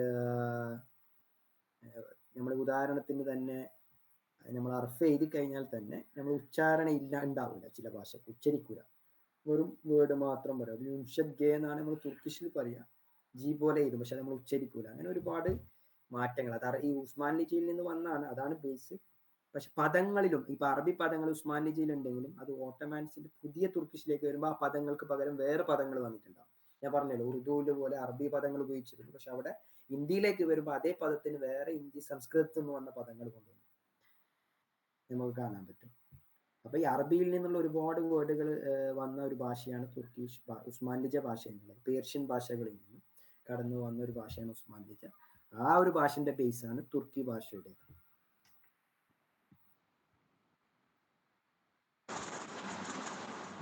നമ്മളുടെ രണ്ടാമത്തെ സെഷനാണ് ഇപ്പോൾ കഴിഞ്ഞത്. നമ്മുടെ ഇന്റർനാഷണൽ വെബിനാറിന്റെ രണ്ടാമത്തെ സെഷൻ ഇപ്പോൾ വൈൻഡപ്പ് ചെയ്യാൻ പോവുകയാണ്. അപ്പോൾ നമുക്ക് വളരെ മനോഹരമായി തുർക്കി അനുഭവങ്ങളോട് കൂടി 1.5 മണിക്കൂറോളം സമയം പോയതുപോലെ അറിഞ്ഞില്ല. നമ്മൾ അത്രത്തോളം മനോഹരമായ ക്ലാസ് എടുത്ത ഇസാഖ് ഉസ്താദിനെ നമ്മളിപ്പോൾ പ്രത്യേകം ഈ ഡിപ്പാർട്ട്മെന്റിന്റെ ഭാഗത്ത് നമ്മുടെ കുട്ടികളുടെ ഭാഗത്ത് നിന്ന് നന്ദി പറയുകയാണ്. ഇതോടുകൂടി നമ്മളുടെ ഈ സെഷൻ അവസാനിപ്പിക്കുകയാണ്. പിന്നെ എന്തെങ്കിലും ഡൗട്ടുകൾ കാര്യങ്ങളൊക്കെ ഉള്ള കുട്ടികൾക്ക് ഇൻഷാല്ലാ ഉസ്താദിനെ പേഴ്സണലായി കോൺടാക്ട് ചെയ്യാൻ പറ്റും വിചാരിക്കുന്നു, പ്രതീക്ഷിക്കുന്നു. ഇൻഷാല്ലാ ഇനിയും ഭാവിയിൽ ഉസ്താദിന്റെ സഹകരണവും ഉസ്താദുമായിട്ടുള്ള കോൺടാക്ട് നിലനിർത്താൻ ഞങ്ങൾ ശ്രദ്ധിക്കും. ഇൻഷാല്ലാ ഉസ്താദിന്റെ ഭാഗത്തുനിന്ന് സഹകരണം ഉണ്ടാകുമെന്ന് പ്രതീക്ഷിക്കും. ഡിപ്പാർട്ട്മെന്റ് ഓഫ് ഹദീസ് ആൻഡ് റിലേറ്റഡ് സയൻസ് നടത്തിയ ഈ ഒരു ഗ്ലോബൽ മജ്ലിസ് സെലിബ്രേഷൻ ട്രഡീഷൻ ആൻഡ് പെർസ്പെക്റ്റീവ് എന്ന ഈ ഒരു പ്രോഗ്രാമിന് എല്ലാവിധ നന്മകളും നേരുന്നതോടൊപ്പം തന്നെ ഡിപ്പാർട്ട്മെന്റ് ഓഫ് ഹദീസിനെ അഭിനന്ദിക്കുകയാണ്. ഇത്തരം പരിപാടികൾ നിങ്ങൾ വെറൈറ്റീസ് പല സ്കോളേഴ്സും അതിന് നമ്മൾ ഉദവികളല്ലാതെ തന്നെ ഒരുപാട് സ്കോളേഴ്സ് നിങ്ങൾ കൊണ്ടുവരുന്നുണ്ട്. അപ്പോൾ അതൊരു വലിയൊരു മാറ്റമാണ്. കുട്ടികൾക്ക് തന്നെ ഈ ഒരു ചെറുപ്രായത്തിൽ തന്നെ ഇന്റർനാഷണൽ ലെവലിലുള്ള പരിചയങ്ങളും ഒരു അക്കാദമിക് ചിന്തകളൊക്കെ കൊണ്ടുവരാൻ നിങ്ങൾ നടത്തിയ ഈ ഒരു ശ്രമം ഏറെ അഭിനന്ദിക്കേണ്ടതാണ്. എല്ലാ ബ്രാഞ്ചുകളും ഇതൊരു ഒരു പാഠമായി അവർക്ക് കൂടി ഈ എല്ലാ ബ്രാഞ്ചുകളും കൂടി ഉൾക്കൊള്ളിക്കുന്ന രീതിയിൽ ഇത് കൊണ്ടുവരണം. എല്ലാവർക്കും ദാറുൽ എല്ലാ ബ്രാഞ്ചുകളിലേക്ക് ഇത്തരം സംവാദങ്ങളും ചർച്ചകളും കൊണ്ടുവരുമ്പോഴാണ് നമ്മളുടെ ബക്കിഷച്ച് എന്ന് പറയും തുർക്കിയിൽ, നമ്മളെ ഒരു ഓപ്പൺ മൈൻഡ് ഓപ്പൺ ആവുകയും കുട്ടികൾ നമ്മളൊരു ജീവിക്കുന്ന ഒരു സാഹചര്യത്തിൽ നിന്ന് മറ്റുള്ള ആളുകൾ മറ്റുള്ള ലോകത്തൊക്കെ എങ്ങനെയാണ് ആളുകൾ ജീവിക്കുന്നതെന്ന് കുട്ടികൾക്ക് ഇപ്പോൾ തന്നെ മനസ്സിലാക്കാനും അതിനനുസരിച്ച് പെരുമാറാനും നമ്മുടെ സ്വഭാവത്തിലൊക്കെ നല്ലൊരു മാറ്റങ്ങളൊക്കെ ഉണ്ടാക്കാനും എല്ലാവരെയും ഉൾക്കൊള്ളാനുള്ള ഒരു മനസ്സുണ്ടാക്കാനൊക്കെ ഇത്തരം ചർച്ചകൾക്ക് സാധിക്കുമെന്ന് ഞാൻ വിശ്വസിക്കുന്നു. തീർച്ചയായും ഷെയ്ഖ് ഫരീദ് ഔലിയ ദഅവ കോളേജ് നടത്തിയ ഒരു പരിപാടിക്ക് എന്നെ ക്ഷണിച്ചതിൽ വലിയ നന്ദിയും കടപ്പാടും അറിയിക്കുകയാണെങ്കിൽ നിർത്തുന്നു. ആഖിറു ദഅവാന അൽഹംദുലില്ലാഹി റബ്ബിൽ ആലമീൻ. അസ്സലാമു അലൈക്കും വറഹ്മത്തുള്ളാഹി തആല വബറകാതുഹു. ദുആയിൽ ഉൾപ്പെടുത്തണമെന്ന് അഭ്യർത്ഥിക്കുന്നു. സെക്കൻഡ് ദുആ. അസ്സലാമു അലൈക്കും വറഹ്മത്തുള്ളാഹി വബറകാതുഹു. വഅലൈക്കും അസ്സലാം വറഹ്മത്തുള്ളാഹി.